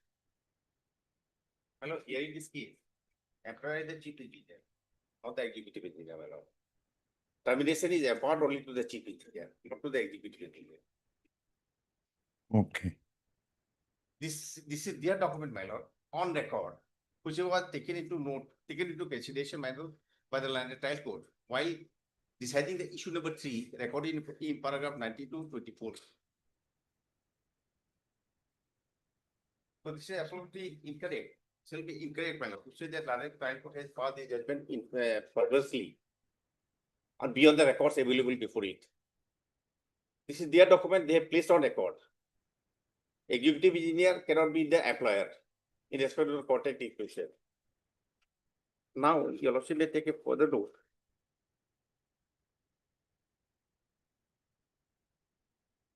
Engineer, what engineer can do? At page 67, clause 4. Engineer's decision. Yes. Engineer's decision, except where otherwise. Who is engineer? Engineer means Engineer has been defined as a person named in the contract data.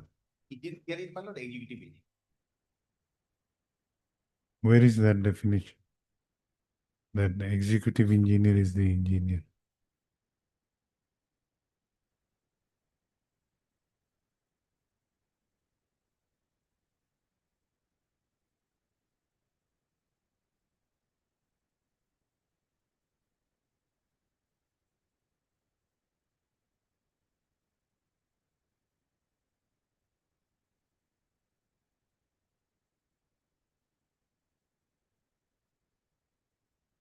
But my lord, page 68.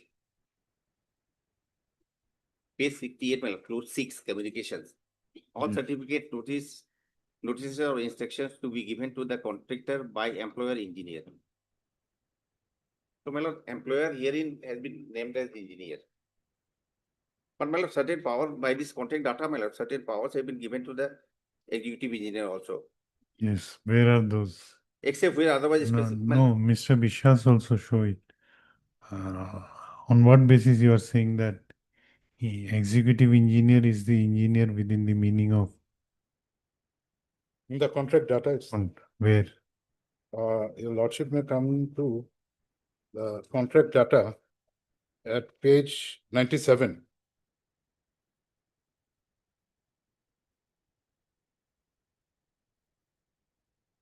The definition is that engineer is EE Dibrugarh Rural Road Division.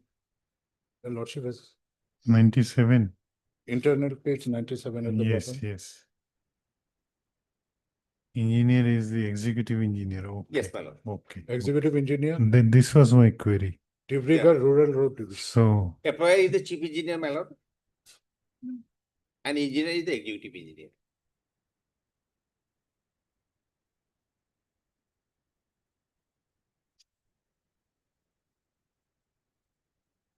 page 97.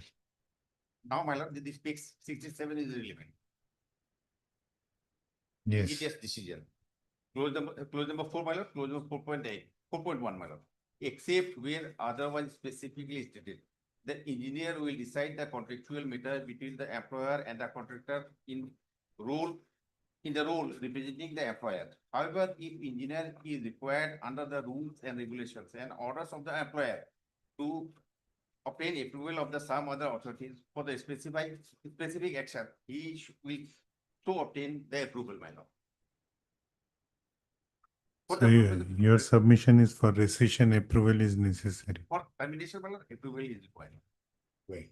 Because you were not authorized for termination by the chief engineer. My lord.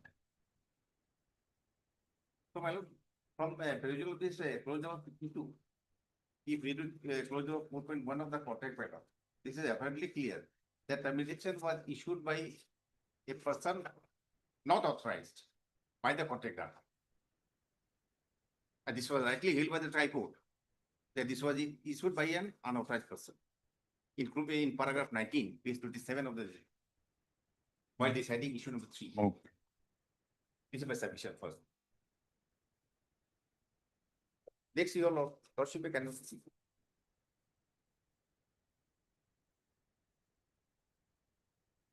Evidence on a affidavit of my lord, plaintiff has filed the suit before the trial court with the following relief. Page 16, prayer portion of the plaintiff.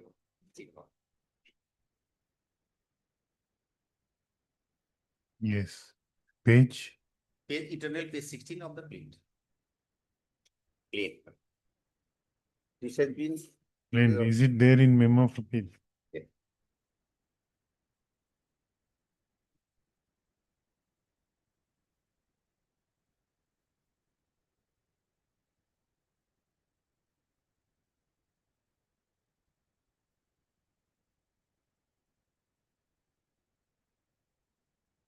Page 55 of memo of appeal.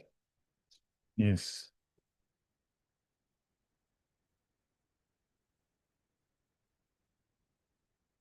Yes. Here, portion, my lord. This is the prayer declaring that the order dated so issued by the developer is illegal, business null and void and not binding upon the defendant into for it pertains to the alleging delay in execution of the work and rescission of the contract of the plaintiff, my lord. My lord, here in this case, this particular letter dated 26/5/2010, my lord, was challenged, my lord, by applying the doctrine of severability. Doctrine of severability. Because one part of this letter is based on record, which the plaintiff had not disputed.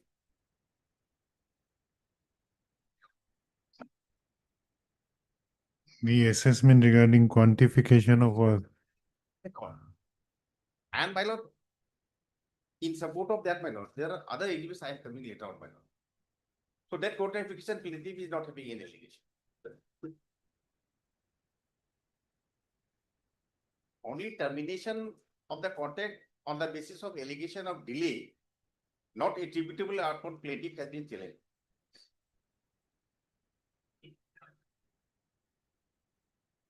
Okay. Prayer number B, my lord. Declaring that the overall progress of the work made by the plaintiff is 87.58 as stated in aforesaid letter dated so. This is one part, my lord.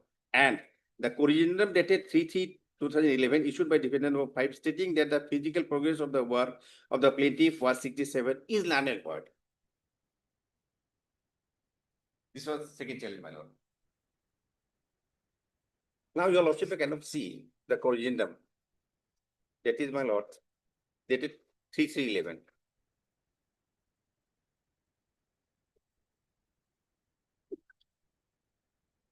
Exhibits 14 and 15, my lords. There were two letters on same day, my lord, by same person. Exhibit 14.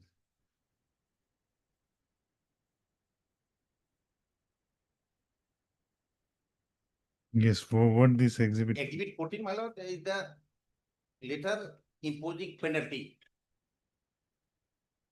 upon the respondent, my lord. Yes. Next, my lord, exhibit 15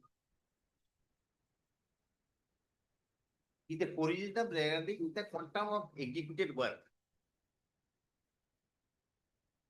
Yes. In exhibit 15, your lordship cannot be heavily. This is reference to the earlier letter number 2. Exhibit 15 flag day. Mentioned above, my lord, that is first termination, 26/5/10, my lord. That overall progress achieved by you till withdrawal of the work is 57% only. What is the basis of this quantification, my lord? This letter is totally silent. On what basis this quantification has come down? This letter is totally silent. And this was issued. My lord, after 9 months of the termination of the contract is future. No, his submission is there. This is based on the measurement book. But this letter does not show, my lord. And this has been edited by DW1 during his cross-examination. This is not based on any measurement book. This is edited cross-examination of defendant about DW1, my lord, before the trial. Now, your lordship, I cannot see, in support of this contention, the defendants have exhibited exhibit B and C, my lord.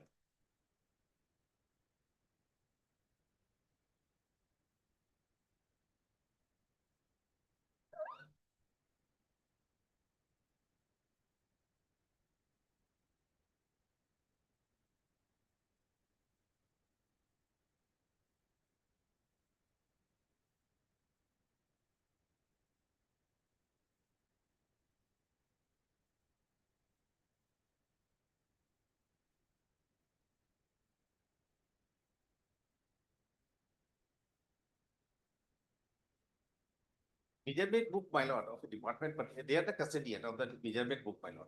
This cannot be in the hands of the respondent, my lord, during execution of the contractual clause. And this measurement book contains, my lord, specific number and that of its application. But this exhibit B and C does not show that this is based on measurement book number so and so. Dated so and so. No way this exhibit B and C show. This quantification, this calculation are based on measurement book number so and so, dated so and so. Rather, my lord, DW1, while facing cross-examination, he had stated the exhibit B and C were prepared by him prior to 7 days of his filing evidence on affidavit before the trial. This is on record during his cross-examination.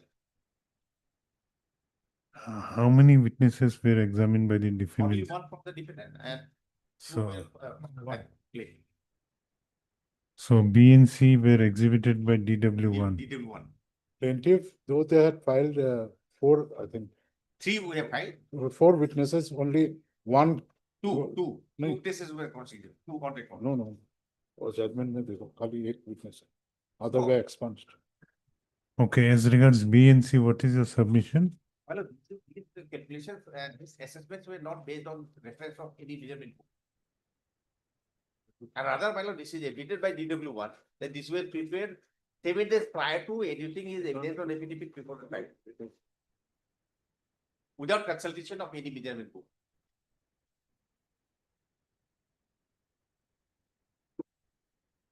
Show me that portion.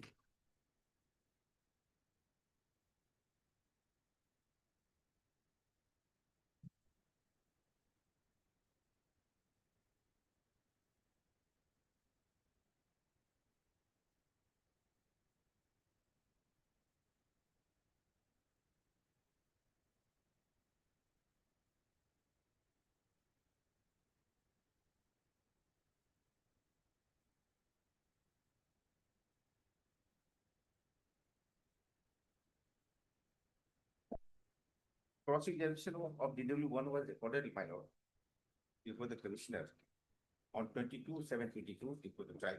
22/7. 22/7.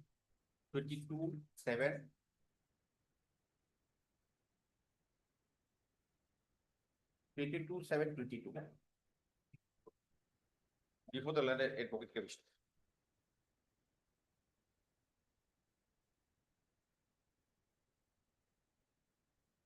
Internal page number 3 may kindly be seen of this cross-examination. Internal page number 3. Tutul. Come. DW1 or evidence alone.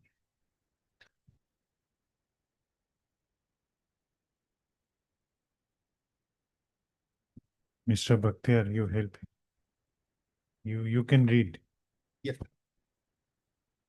My lord, internal page number 3, my lord. Yes. We have Cross-examination. cross-examination of DW1. my lord. We have Yes. not specifically denied in our WS regarding issuance as receipt of exhibit 2, 3, 5, 6, 7 These are all my lord communications made by the plaintiff, my lord.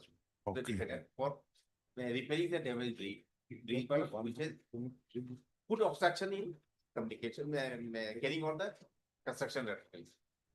In our WS against reply to para type to the claim, we have not specifically denied the statements, but have commented that they are categorically, they are correct categorically. Exhibit B and C are computer generated and the same are prepared by me as per records. B and C. Exhibit B and C were prepared by me just 7 days prior to submission of my evidence on the initial. Yes, no, he may prepare 7 days prior to, but it is based on records. Based on record, my lord, but these documents are And this is based on which measurement book. measurement book, my lord. Look way. Now, my lord, coming to exhibit of the plaintiff, my lord. Yes. Coming to exhibit of the plaintiff, my lord. Lordship, exhibit 10. This is the letter dated 6/8/2010. Issued by the plaintiff to the defendant number 3, appellant number 3, my lord. 6/8, Exhibit 10, my lord. dated 6/8. 6/8/2010. After termination, my lord. What is the relevance? Relevancy, my lord. The lordship, you cannot see at its internal page number 4. My lord, statement of running payment of running account bills have been mentioned in this letter, my lord. Because during the execution, course of execution of the work, time to time, has been a 7 running account bills were paid by the defendant, my lord, to the plaintiff, my lord. And my lord, in this running account bills, the quantum of progress of work has been shown specifically against each and every running account bill.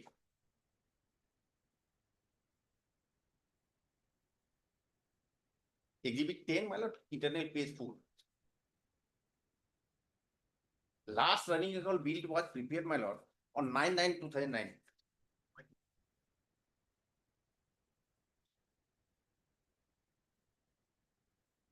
Nine 2009. 9. What was the percentage of physical? Till then, the percentage of work completed executed by the plaintiff was 76.37%, against which payments were made to the plaintiff. 76 point? 76.37%. Okay. No. Exhibit 10. 10, my lord. Exhibit 10 from.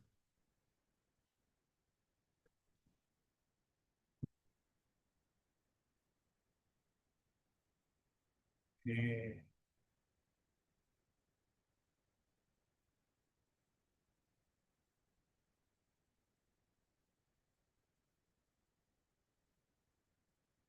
Okay. Exhibit 10.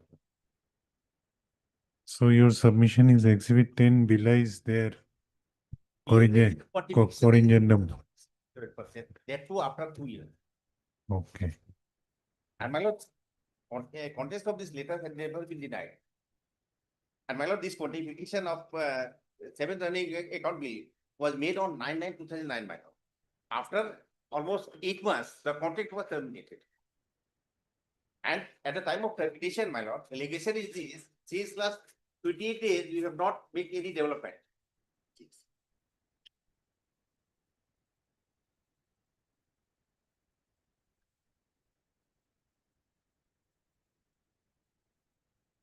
No, exhibit 10 is your letter. Yes, my lord, my letter.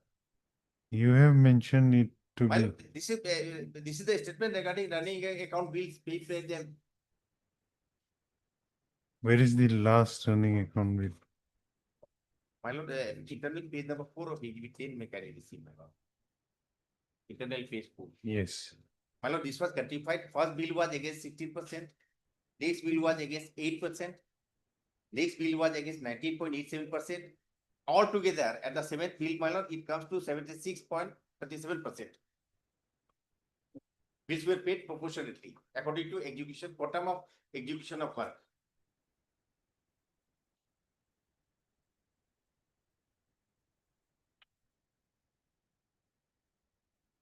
So against this 76.37%, you have been, This the is first payment. payment has been made.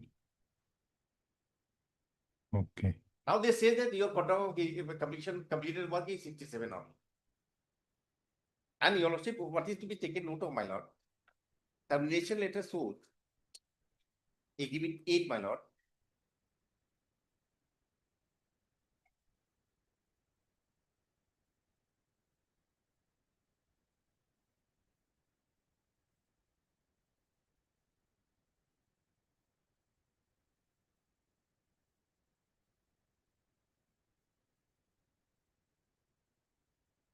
No, whether before release of fund, money to you, verification of your claim is done on it.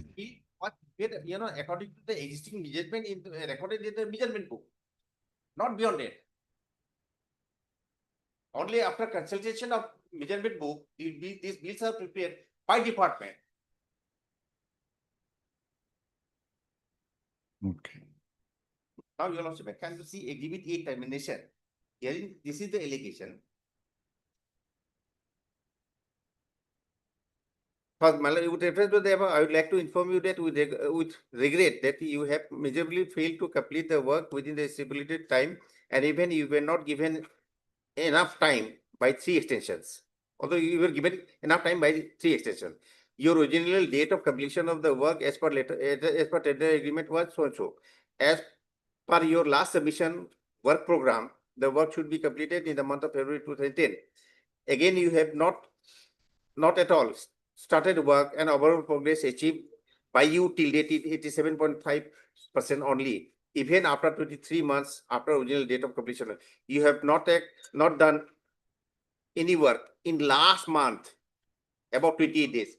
So, my lord, I continued the execution of work even after last running account bill dated 9/9/2009, my lord, till the month of April 2010, my lord. Allegation is this, my lord, since last 28 days, I have not carried out any construction work. But that is enough to, that is one of the stipulation in the contract that if you don't work My lord, for 28 days, my lord. on that is a Everything, my fund. lord. My contract is liable to be terminated, my lord. But after taking into consideration of all factors, this termination letter does not show the request made by the plaintiff regarding repair of the connecting bridge. No history is there, my lord. And my lord, when I have completed the work till 9/9/2009, my lord, up to the extent of 76.37%, and thereafter continue the work for next 6 months till termination. So can it be reduced to 67 from 76? Okay.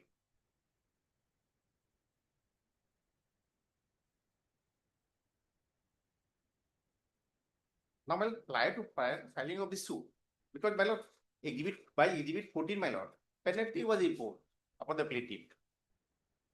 Exhibit 10, my lord. Exhibit 14, my lord. Penalty was imposed. Yes. So prior to filing of the suit, there was a proceeding. Irrespective of the same protected. Exhibit 14, you have challenged Yes, my lord. imposition.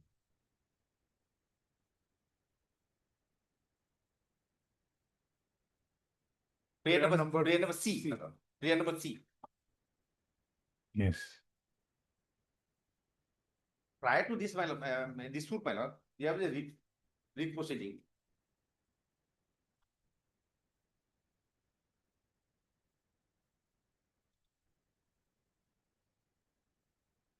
Which is exhibit 27 before the trial court, my lord. How it is relevant? Paragraph 30 is relevant enough, my lord, of the judgment. This was, my lord, dismissed, holding that there are disputed questions of fact required to be decided by the competent civil court. Who came to the court? My lord. Who came to the court for? Present respondent, my lord, plaintiff of the suit, Okay. challenging this imposition of penalty against him, my lord, withholding his security deposits.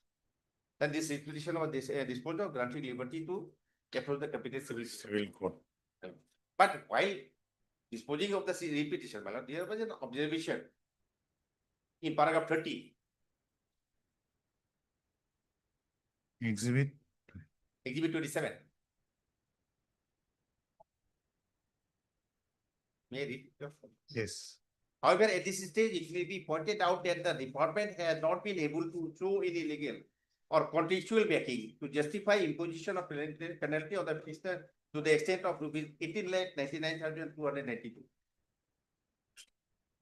Further, this is figure arrived at by taking 20% of the balance work value on the basis that the progress of the work at the time of cancellation of the contract was 67% and not 87.5% as claimed by the petitioner. This issue is therefore highly disputed and debatable. So this was referred to the civil court, my lord.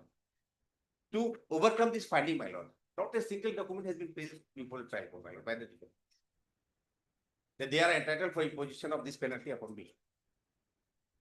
No, the finding was on the basis of material. Correct. This finding was only an observation without putting any embargo on the merit of the certificate. Yes. But while this finding was reported in their pages, this was their honors to put before the trial court on what basis they have imposed a penalty of me, which they failed. That's why, my lord, I am making this submission. Now, why trial court has quashed the penalty?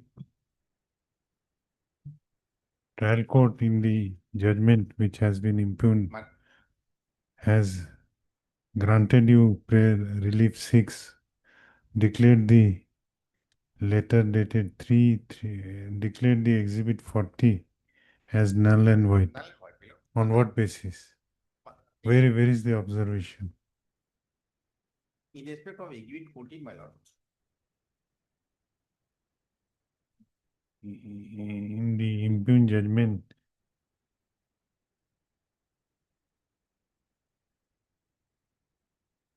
with a separate Page 30, the judgment is internal page 30, my lord. page. Page 30, paragraph 28.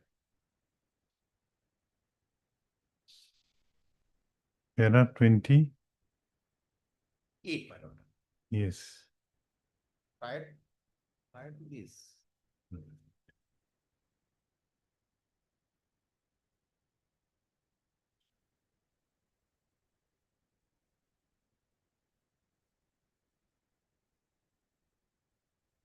Para 28 is the finding in respect of this exhibit 14 and 15, my lord. Exhibit 14 regarding imposition of penalty. Exhibit 15 is the reducing the quantum of executed work, my lord. Further, on the basis of decision so made, it is held that the defendant illegally resident at court. No, discussion was only in respect of 8. Exhibit 8. No, my lord, this decision is on the basis of exhibit 14 and 15. Where is the discussion regarding 14 and 15 in the impugned judgment? My lord, paragraph 28 says, to the plaintiff and exhibit 14 and 15, both dated so issued by the defendant of 5 imposing penalty and liquidated damage and showing the percentage of overall progress. This is the finding. What is the basis of the finding? It was found to be illegal and unjust. On the basis of discussions, my lord, made. Where is that discussion?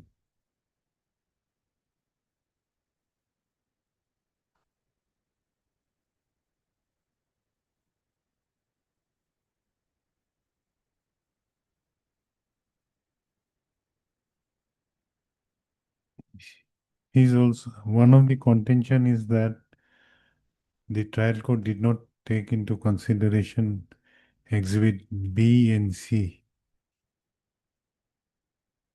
My lord, this has been recorded while deciding the issue number 3 and 4 in paragraph 24 onwards, my lord.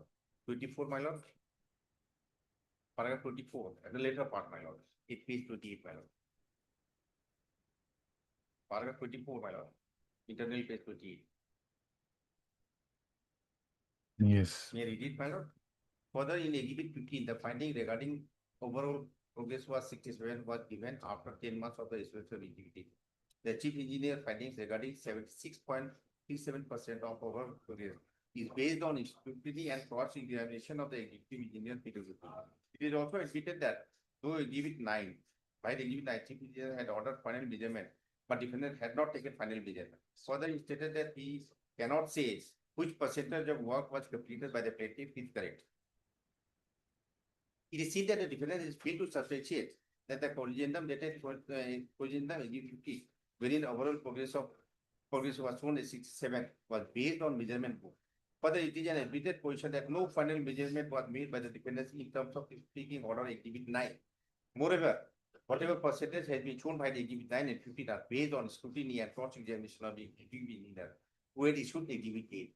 The defendants had failed to satisfy and inspire confidence to this court to believe that the subsequent finding in respect of the overall completion of the work was based on proper verification of measurement book in as much as it is admitted by DW1 that measurement book was not produced in this case and percentage of overall progress of the work shown by Exhibit 9 and 15 was made after consultation with the same executive engineer who had issued Exhibit 8.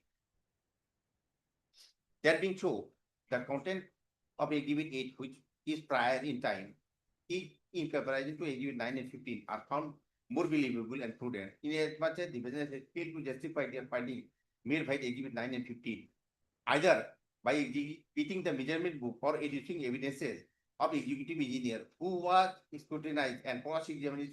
Okay, he has given reasons. My lord.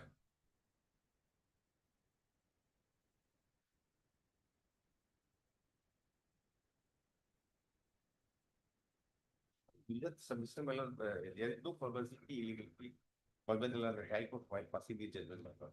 And this judgment is You also give your brief written gist if possible. I'm relying on the judgment. I will refer the same with copy to my lord.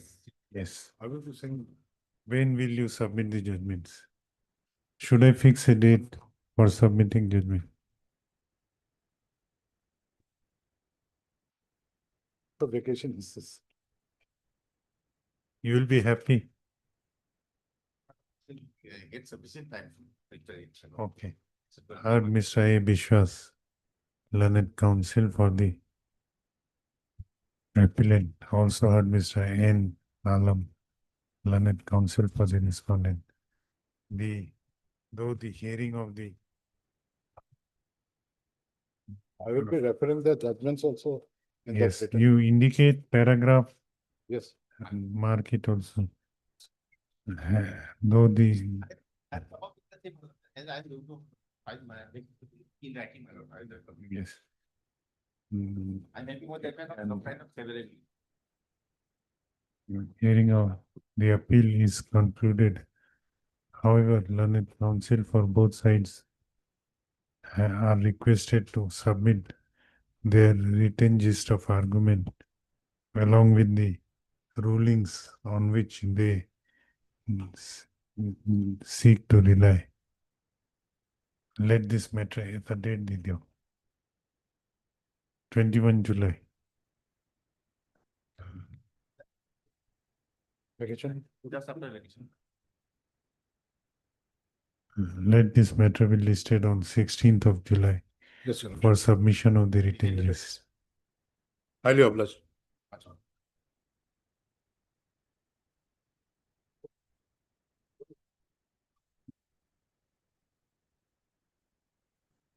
আমার item গুলো হ্যাঁ হ্যাঁ তোমার থাকবে হ্যাঁ Exhibit Villan. Yes, Mr. So Goswami. I crave your lordship's indulgence to make a mention of item number 13, my lord. It was kept for the time being, my lord. Yes, Item number 13, my lord. yes.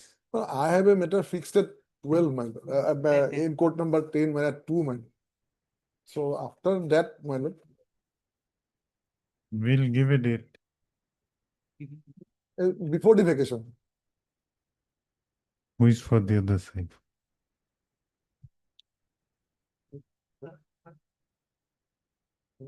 Arab, we have convenient date, the hearing date. Mr. K.U. Ahmed is appearing. Hearing date. Heard Mr. B.D. Goswami, learned counsel for the appellant. No, before vacation, it will be difficult. We are very tight. If it's possible, my lord, we'll try to finish it, my lord, it has been pending for quite some time. Yes, Mr. Ahmed. My lord, it is very urgent, my lord. They are studying. But that is what I have stated, but before the vacation, that may come. We'll make an attempt to finish it, man. My lord, on many occasions. Today we will fix it. 2টা বজাত What's my- what- what- what- 10 number কৰোঁ matter এটা। what- আৰু তেতিয়া আপুনি নাছিলে মই for the timing কৰিলো নাথাকা Asing. নাপালেহি টাইমিং কৰি দিছে তেতিয়া কৰিব পাৰিলো That are different from vacation. You suggested it, both of you. Possible নহয় Heard Mr. B.D. Goswami, learned counsel for the appellant. Also heard Mr. K.U. Ahmed, learned counsel for the respondents. Learned counsel for the appellant seeks an adjournment on 23rd. June Hmm. Before vacation দিগদাৰ হ'ব Or 25th, my lord, in that case. before vacation দিগদাৰ হ'ব কি Okay, let us see whether possible on 25th or not. As per convenience.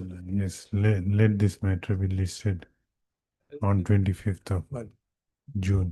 Yeah, my lord, as usually, my lord, before vacation, last week declared as motion. Motion day. That is why, my lord, on the last, that last week, before that, my lord, 16, my lord, if possible, my lord.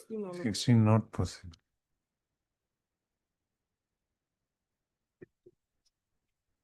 July so. After reopening. July হলে 23rd July.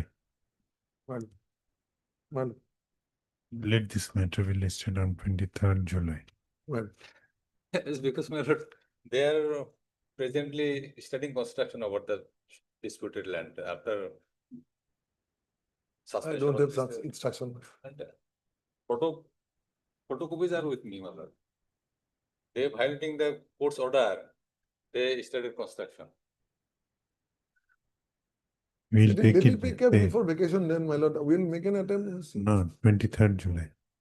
22nd Well, Item 19.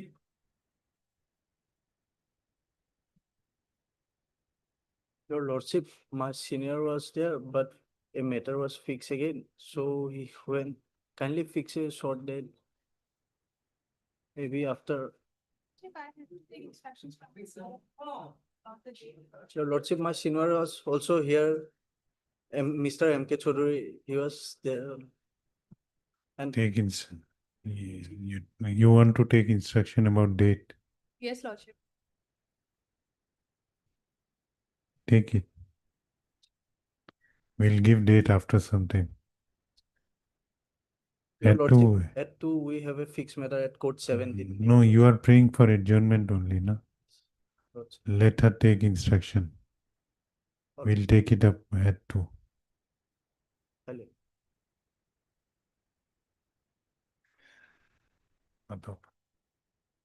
Billing नहीं.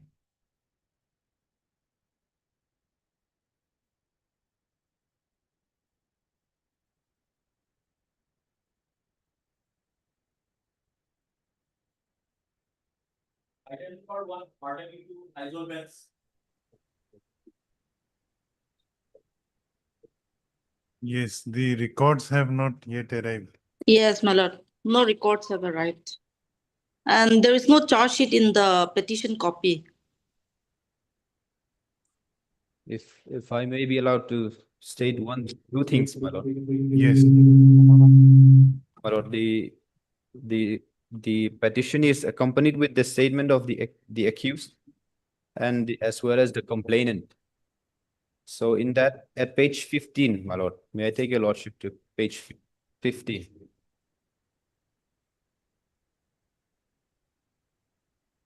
This is the statement of the main accused in the trial.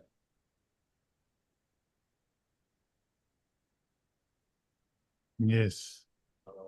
My Where he had stated that the contraband, the seized articles belong to him and No, but your main ground is non-communication of grounds of arrest. correct, correct. Is it your main? To verify that, we would require the records.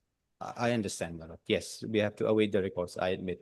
So we will issue reminder, Miss Linda, Yes, my lord. when we can fix My it. lord, after a week, hopefully by that time it will reach. Okay, because you will have to assess the court. Yes, my lord. Heard Mr. Lalrokung about to learned counsel for the petitioner. Also heard Miss Linda L. Farmwell, learned public prosecutor. On perusal of the office note dated 5/6/2026, it appears that the records of the trial court as well as scanned copy of the case diary have not yet been received.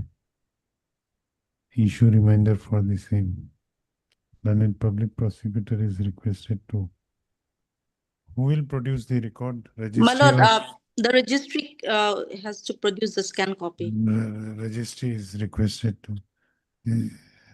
Registry is directed to produce, take steps for requisitioning the aforesaid records.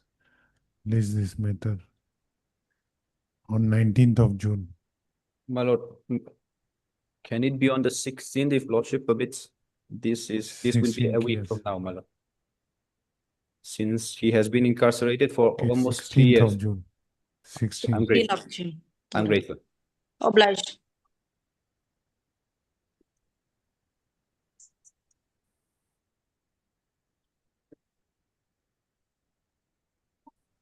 Mr. Ali, they are seeking an adjournment. Well, I have objection to that, Your Lordship. This is a matter of 2021, Your Lordship. And my land has been, Your Lordship, gap in the year 2012. Since then, Your Lordship, I am deprived of my property, Your Lordship, and they are with unauthorisedly and being trespassed, Your Lordship, they are occupying. That's why, Your Lordship, and the matter is otherwise also all pending. From since the tribunal trial, Your Lordship, in the tribunal, and till now, Your Lordship, it is more than a decade. So I may be hard, Your Lordship, they will do their part on next Thursday. No, it will be difficult like that. Lordship, You are the respondent. Your Lordship, You are respondent. respondent. That's why either it may be kept as a part at Your Lordship, it will come on Thursday. It may be kept as a part at Your Lordship on Thursday. No, we will not keep it part hard. We will fix it there. I will place the facts at the law, Your Lordship, they will, but they are not cooperative.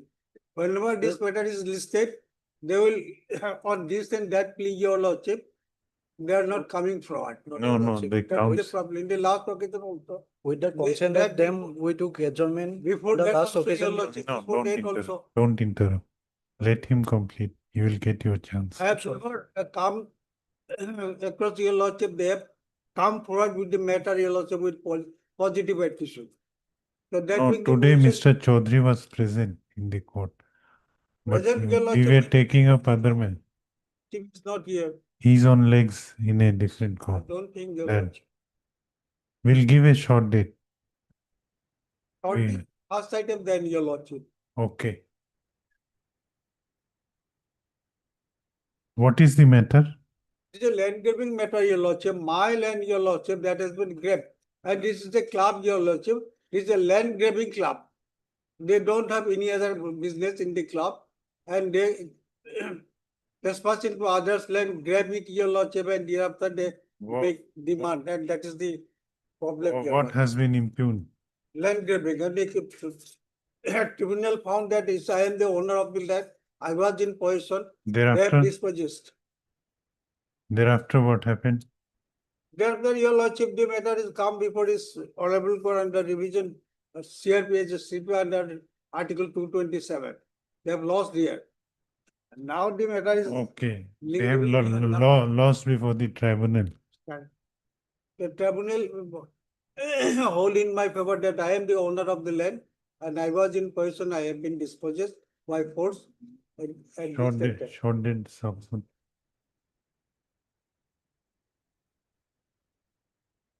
No, before vacation, sir.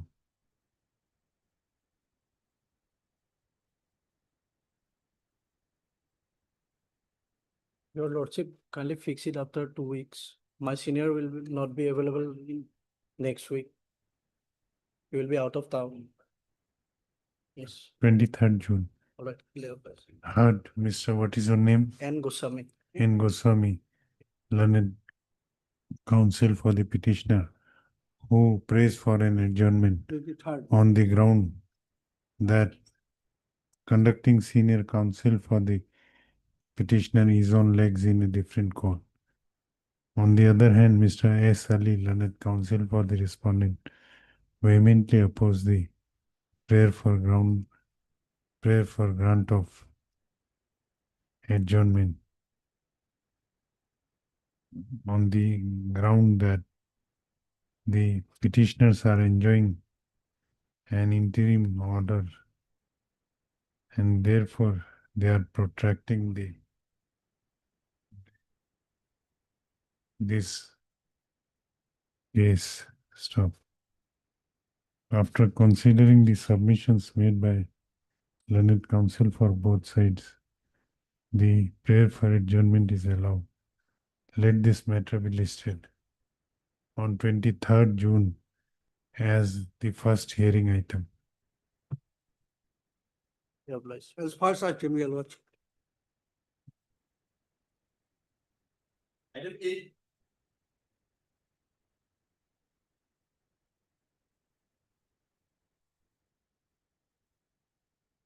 Please, Your Lordship. Yes.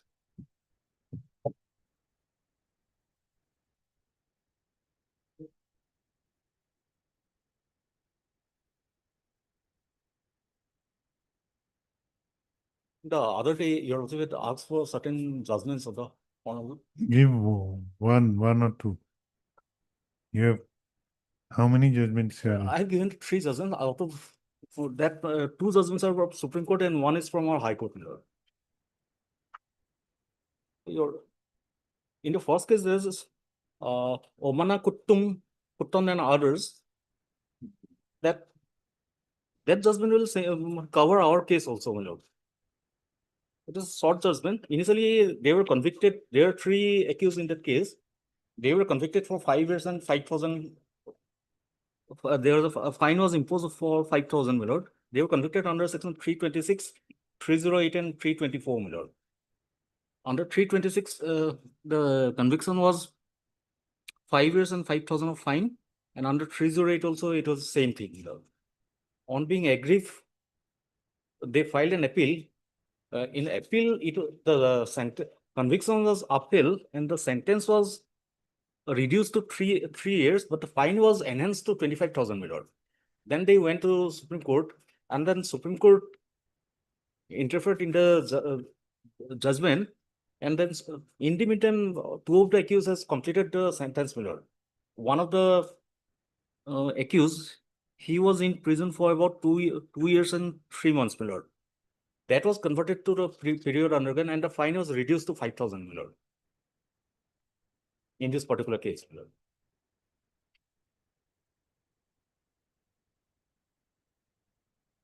Okay. And the second one, that was a conviction which was also under 326, my lord. But apart from there was another issue in this case, that there was a compromise between the parties, my lord, subsequently, my lord. Okay, that may not be. Yes, my lord. And the third judgment is that from our, it was by a coordinate bench of our High Court, but that was with regard to PC Act, my lord. Conviction was of 5 years, my lord, but ultimately that was converted to a period undergone. Okay, well, what is your main submission? But in this particular case, the injury was not proved, my lord. And it was not proved that the accuser inflicted the injury on the injured, my lord.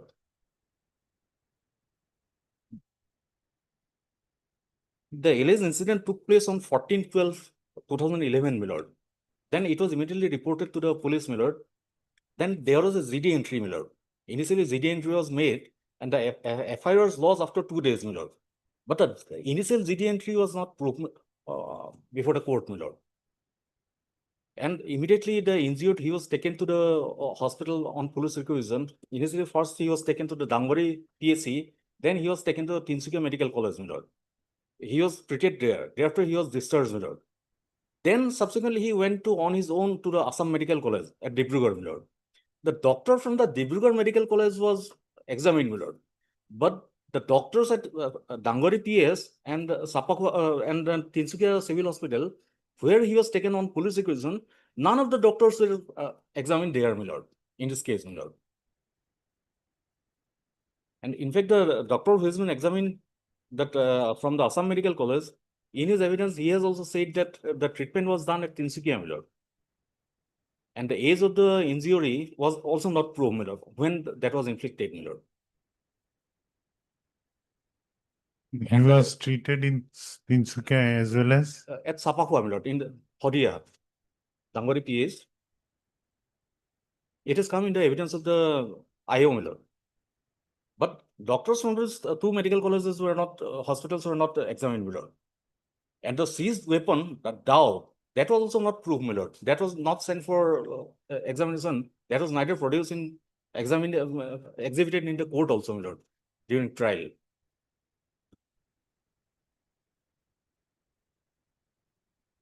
It has been alleged that the dao has been used to cut the finger of the injured, my lord.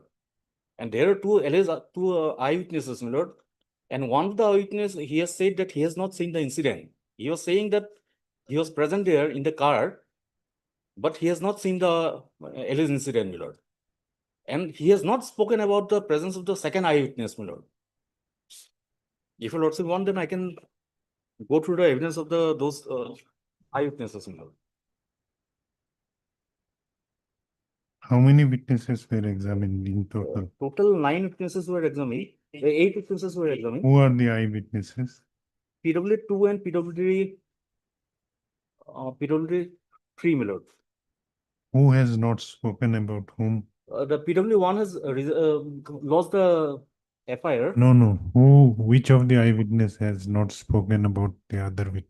The PW2 has not said about the presence of PW3, my lord.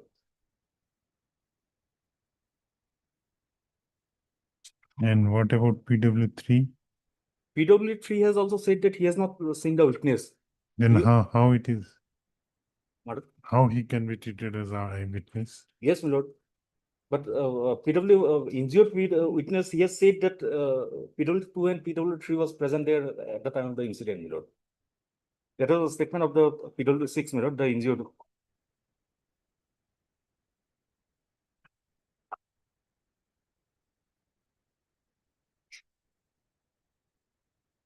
Your Lordship, kindly take the evidence of PW6, my lord. He is the injured, PW4 3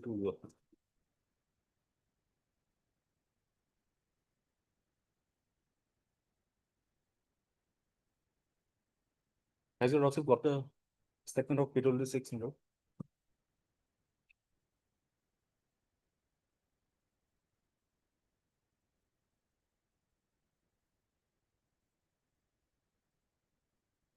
To file the law, first file. Evidence.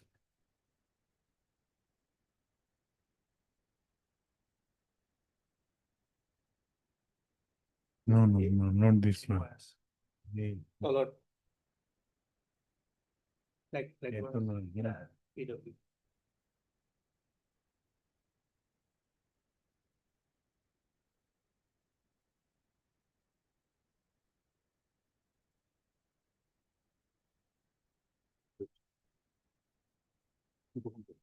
Yes. May I look? PW? PW6. Gokul Sunwal, he is the injured, my lord. Yes. 12-11 ইংৰাজী তাৰিখে গধূলি 5:05 মান বজাত পথাৰৰ পৰা ধান লৈ magic গাড়ীত আহি থকা অৱস্থাত মোৰ ঘৰৰ পদূলিত ৰখাওঁ আৰু তেতিয়া মেজিক গাড়ীৰ আপাৰ ডিপাৰ লৈ মোৰ আৰু পুষ্প গোহাঁইৰ তৰ্কাতৰ্কি লাগে আৰু দা এখনে পুষ্পই মোৰ বাওঁহাতৰ বুঢ়া আঙুলিত কাটি টুকুৰা কৰি দিয়ে আৰু মোৰ মূৰত আৰু পিঠিত কঁকালত ঘাপ মাৰে। ওচৰত মোৰ ভাগিন ঋতুৰাজ বড়ো and ঘৰৰ ওচৰৰ নবীন বড়ো আছিল তেওঁলোকে ঘটনা Yes. Lakheswar Gogoi In chief, he has said that on 12/12/2011 তাৰিখে সন্ধিয়া 6 মান বজাত মই ঢলা থানাত ASI হিচাপে থকা অৱস্থাত জখমী গকুল সোণোৱালক সনব ইলাকান্ত সোণোৱাল তিনিজন মানুহে থানালৈ লৈ আহে লগত তেওঁলোকৰ ঘটনাত ব্যৱহাৰ কৰা দায় এখন লৈ আহে মই লগে লগে জখমী ঢলা হস্পিটেললৈ পঠিয়াও চিকিৎসাৰ কাৰণে কিন্তু ডক্টৰ নথকাৰ কাৰণে জখমীক তেওঁলোকৰ ডাংগৰী আৰু পাছত তিনিচুকীয়ালৈ নিয়ে দাখন মই থানাত চিজ কৰোঁ সাক্ষীৰ উপস্থিতিত সাক্ষী আছিল ইলাকান্ত সোণোৱাল আৰু নবীন বৰা এক্সিবিট 23 মোৰ চহী চিজাৰ লিষ্টত পিছদিনা মই ঘটনাস্থললৈ যাওঁ আৰু জখমীৰ বৰদেউতাকে দেখুৱাই দিয়া মতে পৰিদৰ্শন কৰি সাক্ষীবাদী সোধপোছ কৰি লিপিবদ্ধ কৰোঁ পাছত 14/12/11 ইংৰাজী তাৰিখে দিনৰ 12:30 মান বজাত ইলাকান্ত সোণোৱালে এটি থানাত এটি লিখিত এজাহাৰ দি জনাই যে 12/12/11 তাৰিখে আবেলি 5 মান বজাত তেওঁৰ ল'ৰা গকুল সোণোৱাল ধান চপাই নিজৰ গাড়ীৰে আহি থকা অৱস্থাত তেওঁৰ ঘৰৰ পদূলি মুখত আগচি ধৰি দাৰে মূৰত আৰু বাওঁহাতৰ আৰু অন্যান্য ঠাইত কাটি জখম কৰে জখমীক পাছত AMC ডিব্ৰুগড়লৈ নিয়া হয় 17/12/11 তাৰিখে আসামীয়ে নিজ থানাত আহি সাৰেণ্ডাৰ কৰে আসামীৰ সোধপোছ কৰাত তেওঁ স্বীকাৰ কৰাত পাছদিনা আদালতলৈ জৰিয়তে জেললৈ পঠিওৱা হয় জখমীক মই যোৱা 1/1/12 তাৰিখে ইংৰাজী AMCত সোধপোছ কৰোঁ 25/2/12 ইংৰাজী তাৰিখে ইঞ্জুৰি ৰিপৰ্ট কালেক্ট কৰি তদন্তৰ কাম সম্পূৰ্ণ কৰি OC মহোদয়ৰ কেছজাৰীক চমজাই দিওঁ জখমী আৰু নবীন বৰাই মোৰ ওচৰ জনাই যে আসামীয়ে জখমীক দাৰে মাৰিছে ঋতুৰাজ বৰাই দেখা বুলি কয় ঘটনাস্থলী নবীন বৰা ঋতুৰাজ বৰা ইলাকান্ত সোণোৱাল লক্ষী সোণোৱাল পাওঁ জব্দ কৰা দাখন নবীন বৰা ইলাকান্তই থানাত মোৰ চমজাই দিয়ে নবীন বৰাই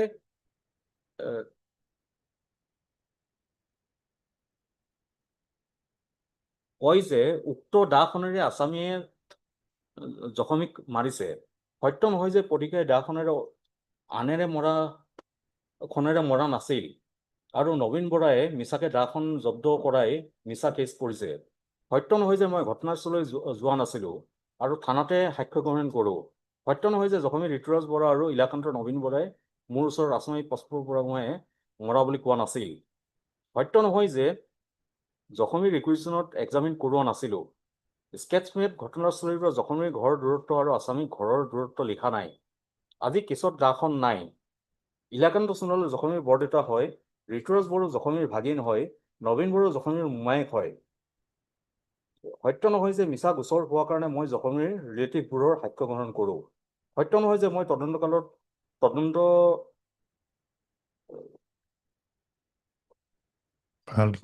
ভালকৈ নকৰাকৈ পদকীয়াৰ বিৰুদ্ধে মিছা চাৰ্জশ্বিট দাখিল কৰোঁ তদন্তৰ সময়ত মই ASI পদবীত আছিলোঁ This is what he has said in cross mirror. He has admitted that the DA has been seized, but that the DA was never produced in court, my lord. That is an admitted fact, my lord. Nor the DA was sent for any chemical examination, forensic examination. Whether that DA has been, it contained the blood stains of injured, my lord, or the fingerprints of the accused, my lord. But the DA was produced by the PW3, my lord, and seized by the IO, my lord. In chief, he has said that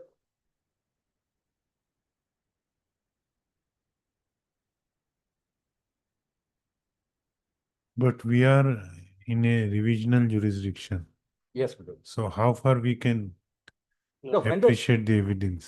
when it has not been conclusively proved that it is the accused who has inflicted the down blow, neither the medical doctors were examined, my lord, where he was treated at Tinsukia and Dangori. Dangori, the doctors were not there, so he was taken to Tinsukia, my lord, and he was treated there because the PW8, the doctor from AMC, he has said that he was treated at Tinsukia Medical College, my lord.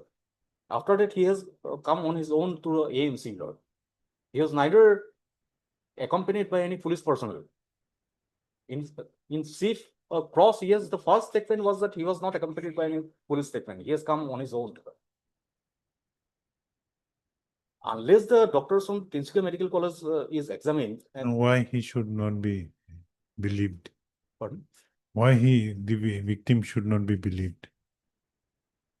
The victim, he has said that he has been cut by the Puspa, my lord, and that has been done. He has said that it has been done in presence of PW2 and PW3, but that has not been supported by PW2 and PW3, my lord. PW2 has said he was sitting inside the car, but what has happened in front of him, he has not seen it. That is the statement of PW2, my lord. And PW2 is his own niece, my lord. His own relative. His own relative has not supported the version of the injured, my lord. And PW3, he is also his own uncle, my lord. And PW3 said he was present inside the car. These three persons, the PW2, PW3, and the injured, PW6, those three persons were coming in the same vehicle. But PW2 has not said that about the presence of PW3, my lord. Not a single sentence is there that so and so is also present along with us in the car. He says that only injured and he was coming. PW2 has said that he was coming along with his uncle. Injured was his uncle. Only he speaks about only two persons, my lord. The injured as well as himself, my lord. He doesn't speak about the presence of PW3, my lord. And the PW3, who is the uncle of the injured, my lord, even he has stated in his evidence that he has also not witnessed the incident, my lord. Okay. So already the accused, he has already undergone more than 2 months in prison during the time of trial, my lord, investigation. And ultimately, he has been convicted only for 5 months. So my humble prayer is that the sentence may be reduced, let the conviction stay, sentence may be reduced, and let it be converted into the period already undergone. The Honorable Supreme Court has also said that in those kind of things, that it can be interfered, my lord. And I have already given the judgment also, my lord. There are other judgments also, but I think that these three judgments should be supplemented. Mr. Lordship. Gosal. So far, my learned senior finance manner are good manner. It is a part of the matter appeal matter. Now, matter we are on a revisional jurisdiction. So, matter how far we can appreciate those evidence, matter that is, I leave it to a lawsuit matter. But in my humble submission, matter those arguments advanced by the my learned senior friend is not matter not to be matter discussed matter at this point because it's a revisional jurisdiction matter. Only thing matter whether the point raised by the my senior friend that they are interested witness, whether Dow is exhibited, whether Dow is produced before the court, those things are whether fatal to the prosecution case or not, my lord. In my humble submission, it is not, my lord, because and that part has already been dealt with in the judgment itself, my lord. That and there are several judgments, my lord. Till now, also there are judgments, my lord. If, my lord, the victim is a part of the witness, my lord, his witness should not be, my lord, read with disbelief, my lord, until and unless is manifest error, my lord. Because he is the best part of evidence, the victim, my lord. And victim evidence is now corroborated with the evidence of PW2 and 3, my lord. They categorically stated they are present at the place of occurrence. They have witnessed the incident, my lord. And CRTC. Yes. yes, ma'am. They have witnessed the incident, madam. And being only that they are related to the victim does not make their evidence not trustworthy, untrustworthy. So that has also been dealt with in the judgment. Lordship may kindly take up the paragraph page 8, that is in the trial court judgment,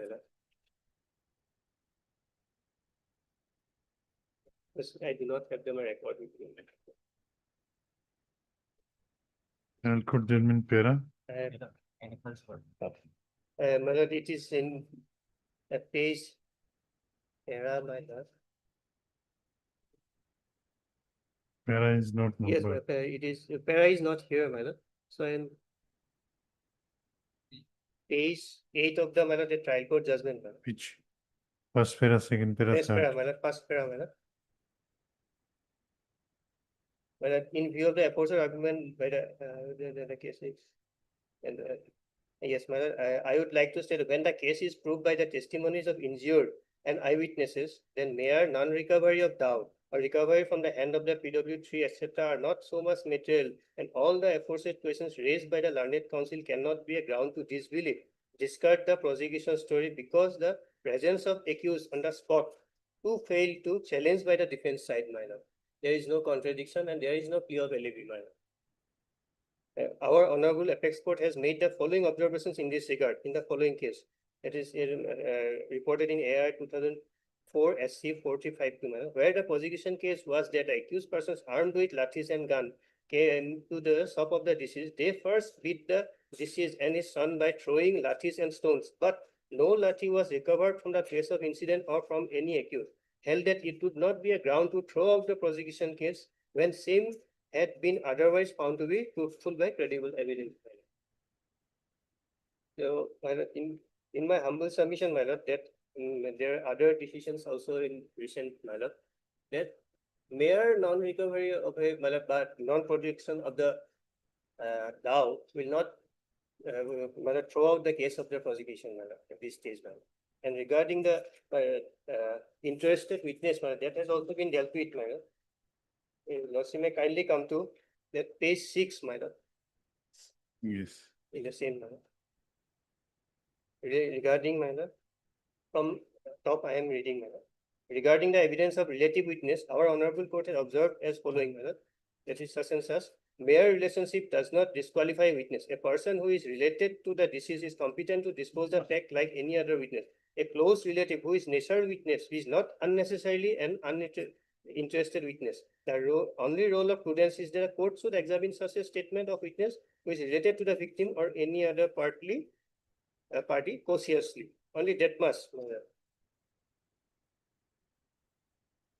Even there are decisions which say that the witness given by the police cannot be thrown out that they are merely police officials. There are also judgments. So, at this stage, PW6 witnesses, PW2 and 3. Still.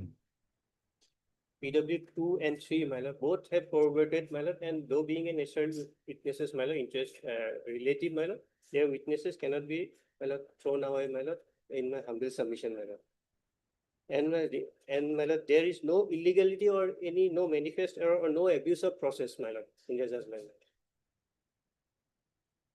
And Lordship may kindly see, and the accused house is opposite to the house of the victim.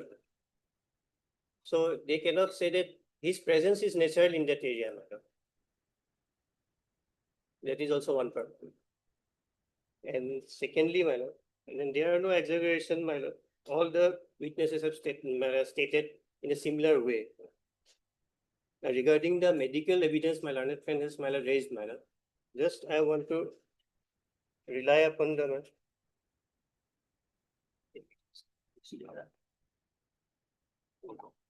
medical.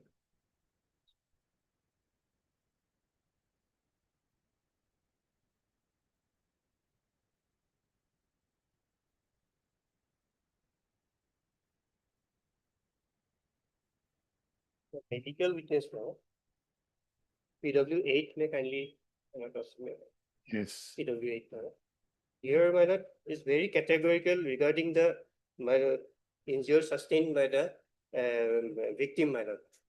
He also stated that he has suffered injury on his thumb and in the occipital, my lord, in the head, and other stitches are there, my lord.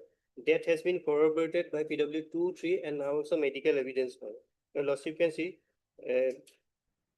stitch shown in the thumb, and also it stated that bluish, that the thumb color is bluish.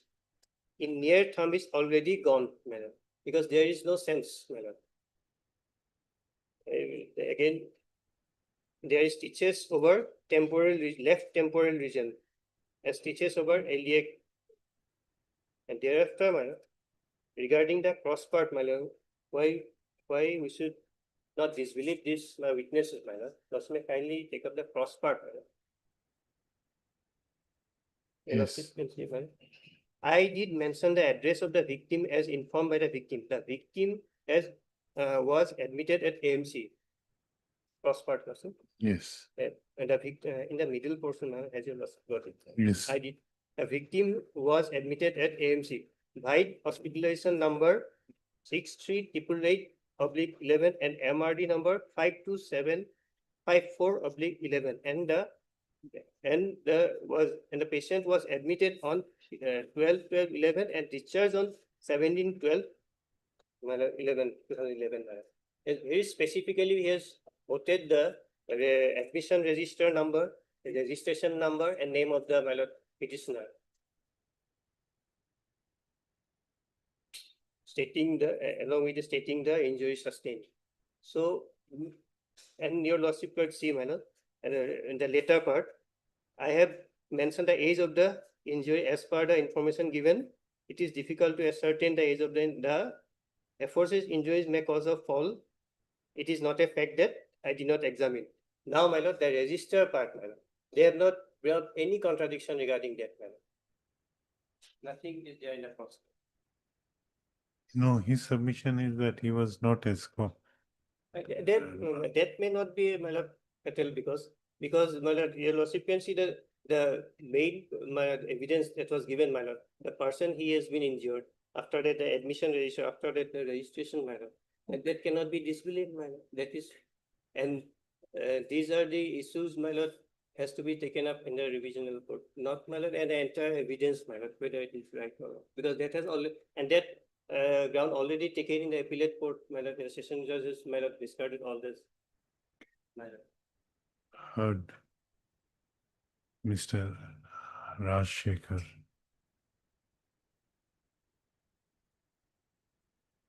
Rajshekhar what?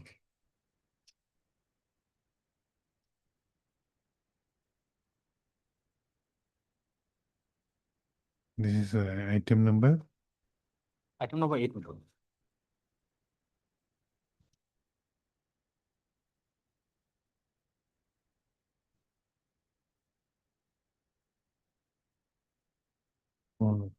Heard Mr. Rajshekhar, counsel for the petitioner. Also heard Mr. MP Goswami, learned additional public prosecutor. This revision petition under section 401 read with section 397 of the Code of Criminal Procedure 1973 has been filed by the petitioner, namely Pushpa Borgohai, impugning the judgment and order dated 13/12/2013 passed by the Court of Learned Sessions Judge Tinsukia in criminal appeal number 21 within bracket 2/2013, whereby the conviction of the present petitioner under section 341/326 of the Indian Penal Code by the trial court, that is the Court of Learned Subdivisional Judicial Magistrate within bracket M Sodia, Sapapa, was upheld, and the conviction and sentence imposed under so and so section was upheld, and the appeal was dismissed. The facts relevant for consideration of the instant revision petition, comma, in brief, comma, are that on 14/12/20 14/12/2011, the informant Ilakanta Sonwal had lodged an FIR before the officer in charge of Dhaula police station, comma, inter alia, comma, alleging that on 12/12/2011 at about 5 p.m. when his son Gokul Sonwal was coming towards his home after collecting paddy from the paddy field, comma, a Tata Magic vehicle, in a Tata Magic vehicle, along with his nephew Rituraj Boro and Naveen Boro. Within bracket, Rituraj is PW? It was PW2, my lord. PW2, Naveen Boro PW3. Stop. They were wrongfully restrained by the present petitioner. And stop. It is also alleged in the FIR that thereafter the present petitioner attacked Gokul Sonwal with a dao within inverted comma, on his head and left hand, in which he sustained severe injuries. Stop. On receipt of the said FIR, Dhaula PS case number 54/2011 was registered under section 341/326 of the Indian Penal Code, and the investigation was initiated. Stop. Ultimately, on completion of the investigation, charge sheet was laid against the present petitioner under section 341/326 of the Indian Penal Code. The petitioner appeared before the trial court, and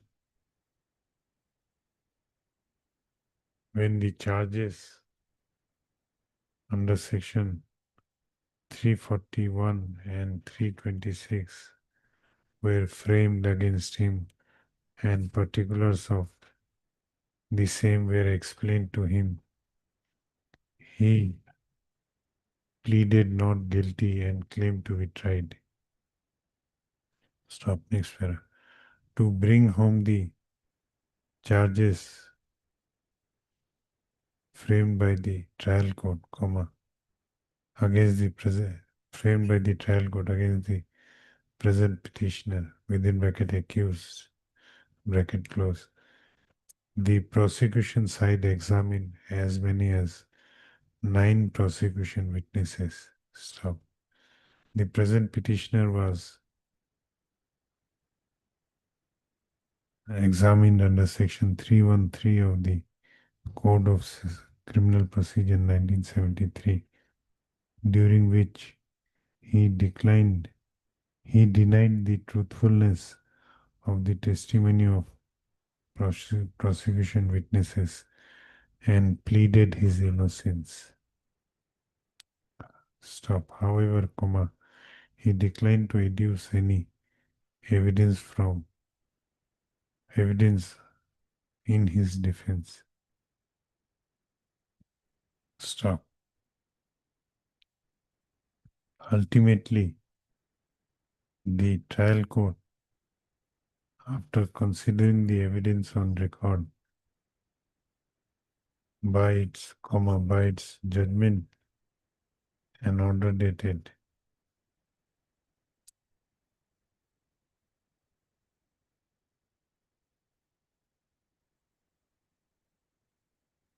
7th 7/5/2013 convicted and sentenced the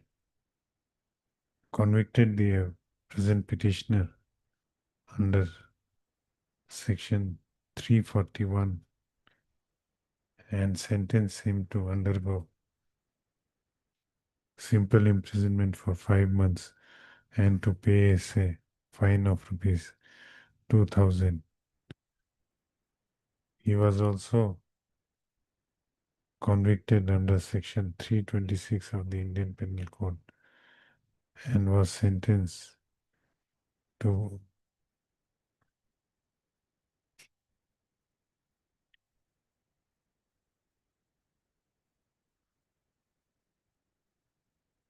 what was the sentence? Sentence is defecting. Sentence is 5 months.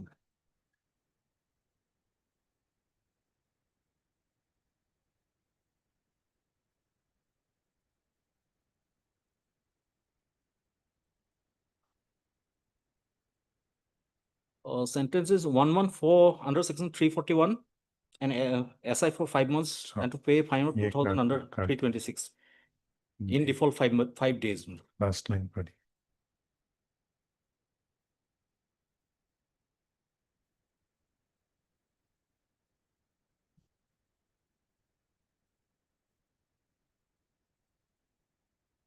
P41 and sentence him to undergo rigorous FI for 1 month. simple imprisonment for 1 month. The trial court also convicted the present petitioner under section 326 of the Indian Penal Code and sentenced him to undergo simple imprisonment for 5 months and also to pay a fine of rupees 2,000 under and in default of payment of fine to undergo rigorous simple imprisonment for 5 days. Stop. Being aggrieved by the aforesaid order, being aggrieved by the judgment of the trial court, the present petitioner preferred an appeal before the court of learned Sessions Judge Tinsukia. However, by the judgment which has been impugned in the instant revision petition, the Appellate Court of Sessions Judge Tinsukia, Appellate Court of Learned Sessions Judge Tinsukia dismissed the said appeal and upheld the conviction and sentence imposed on the present petitioner. Stop. Mr. Raj Shekhar, learned counsel for the petitioner, has submitted that the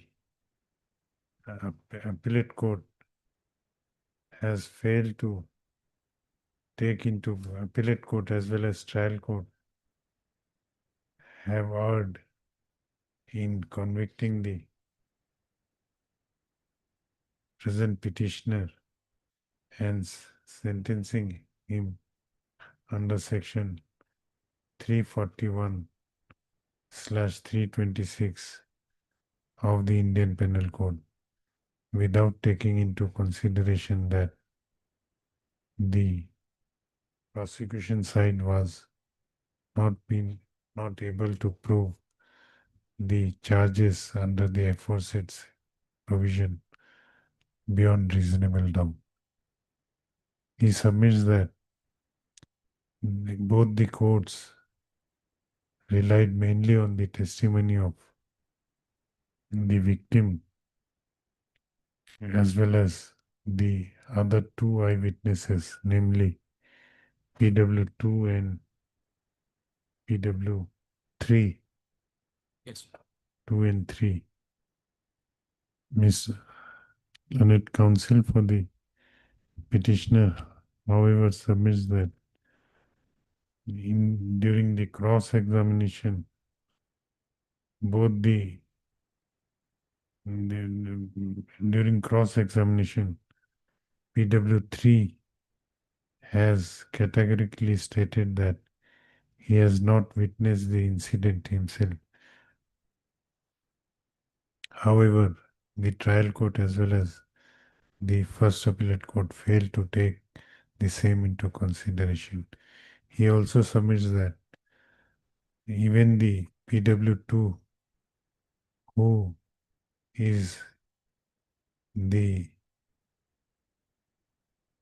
injured person's own nephew, has not mentioned about the presence of PW3 at the place of occurrence of place of incident. Hence, he submits that the trial court as well as appellate court erred in relying on their testimony and arriving at a conclusion of guilt of the present petitioner under section 326 and under section 341/326 of the IPC. Stop next para. He further submits that though the weapon of offense was stated to have been seized during the course of investigation, however, same was not, it was exhibited. No, it was not executed. Exhibit 2, yes. All scissor list, only the Scissor- scissor list has been exhibited, Scissor not list the, is exhibited, but not the materials. theoretical, It was not exhibited as a material exhibit, which is a lapse on the part of the prosecution side, and said aspect has not been taken into consideration by the trial court as well as by the appellate court. He also submits that both the courts below also failed to take into consideration that the petitioner, that the victim person was stated to be medically examined at Dangori CHC, Sapapwa, and thereafter he was taken to Tinsukia Medical College and Hospital. However, no witness / doctor or medical person from said hospitals were examined. He also submits that though the PW8, the doctor who examined him in the Dibrugarh Medical College and Hospital, has deposed regarding his admission in the hospital on 12. What is the date?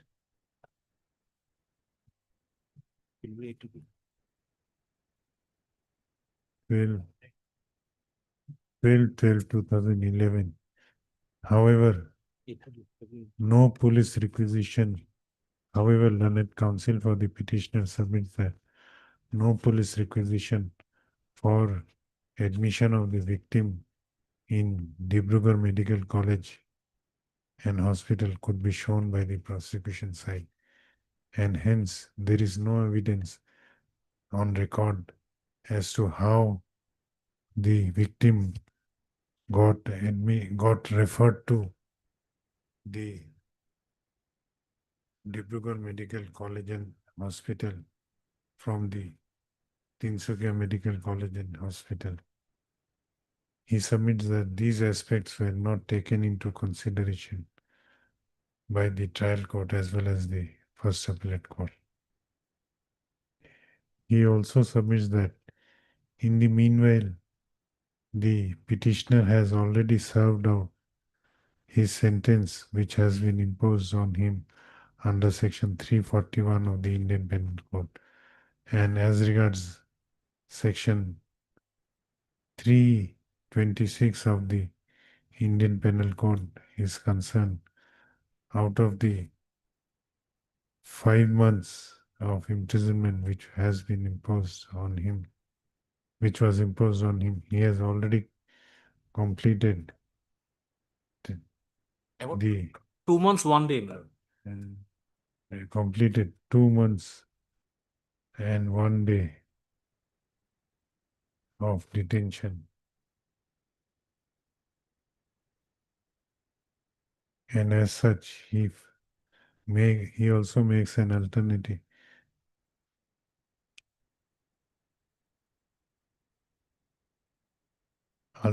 submission that in the event this court upholds the conviction of the petitioner under the aforementioned provisions, his sentence may be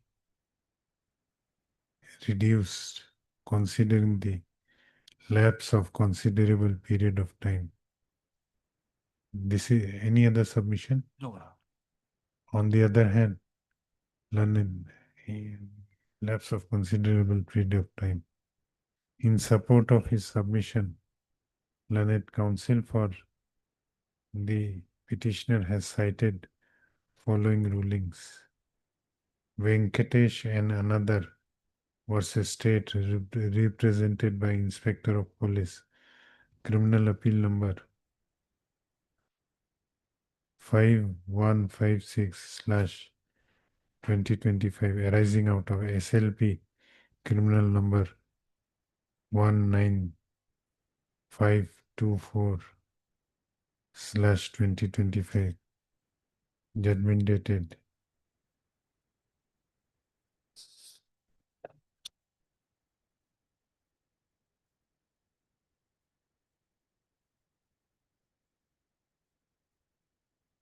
2nd December 2025. Number 2.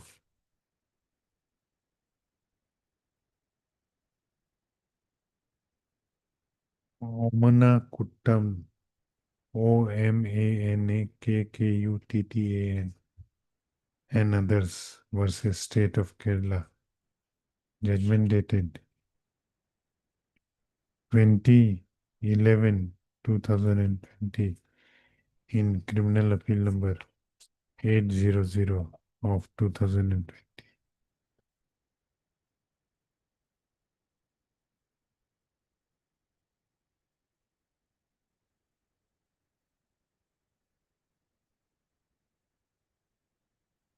Next, Kabir Nag versus CBI.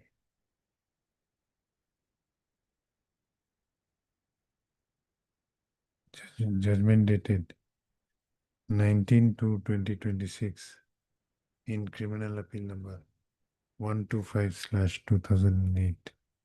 Stop. On the other hand, Mr. M.P. Goswami, learned additional public prosecutor, has submitted that the trial court has rightly convicted and sentenced the petitioner after considering the material before it.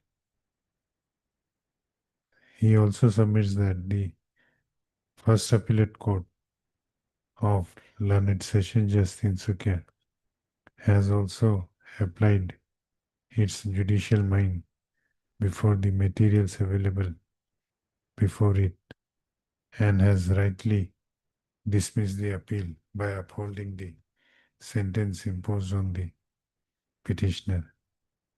And as such, the impugned judgment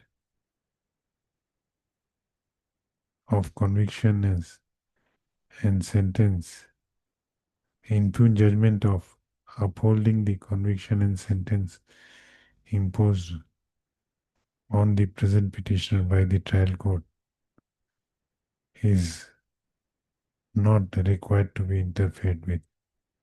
He submits that in this case, this court is exercising its revisional jurisdiction And unless it comes to a conclusion that there is perversity in the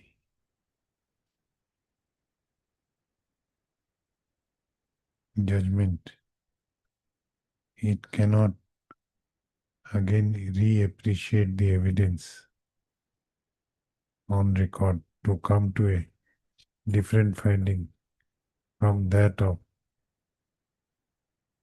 to come to a different finding from that of concurrent finding of two courts below. He submits that the materials on record clearly indicates that the petitioner was that the victim was assaulted by the petitioner, causing grievous injury on his person, including severance of the left thumb Yes. of the thumb of the left hand. He submits that the eyewitnesses have categorically implicated the present petitioner in their testimony, and their testimony could not be shaken during their cross-examination. He also submits that these aspects were taken into consideration by the trial court and were assessed during the appeal, were examined by the appellate court in the appeal preferred by the present petitioner before the learned session just in Sakya. And hence, same cannot be reopened at this stage in exercise of its revisional jurisdiction.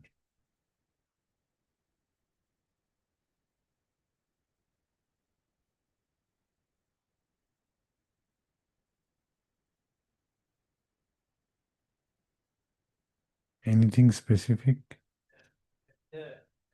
Seizure part, madam. Seizure list has been exhibited as exhibit 2. He also submits that though the weapon of offense, that is the dao, was not exhibited as material exhibit, however, seizure of this dao remain unquestionable as the seizure list has been exhibited by the prosecution's side and same remained uncontroverted during examination of the investigating officer within bracket PW9. The injury sustained by the victim is corroborated by the medical evidence of PW8. He also submits that the injuries sustained by the victim as deposed by PW6 within bracket victim has been corroborated by the evidence of the doctor who examined him in Dibrugarh Medical College and Hospital, as well as the injury report, which has been exhibited as Exhibit 3. 3. Take my file. I'll check myself. So, The cross pilot is I'm second pilot that he was admitted in the hospital and released on 17 November. he also submits that the testimony of the doctor as well as that of eyewitnesses and the victim remain unshaken during their cross-examination. He therefore submits that the present revision petition is liable to be dismissed and the impugn order is not required to be interfered with. Stop. I have considered the submissions made. The important matter regarding that he has not raised any enmity against the victim matter.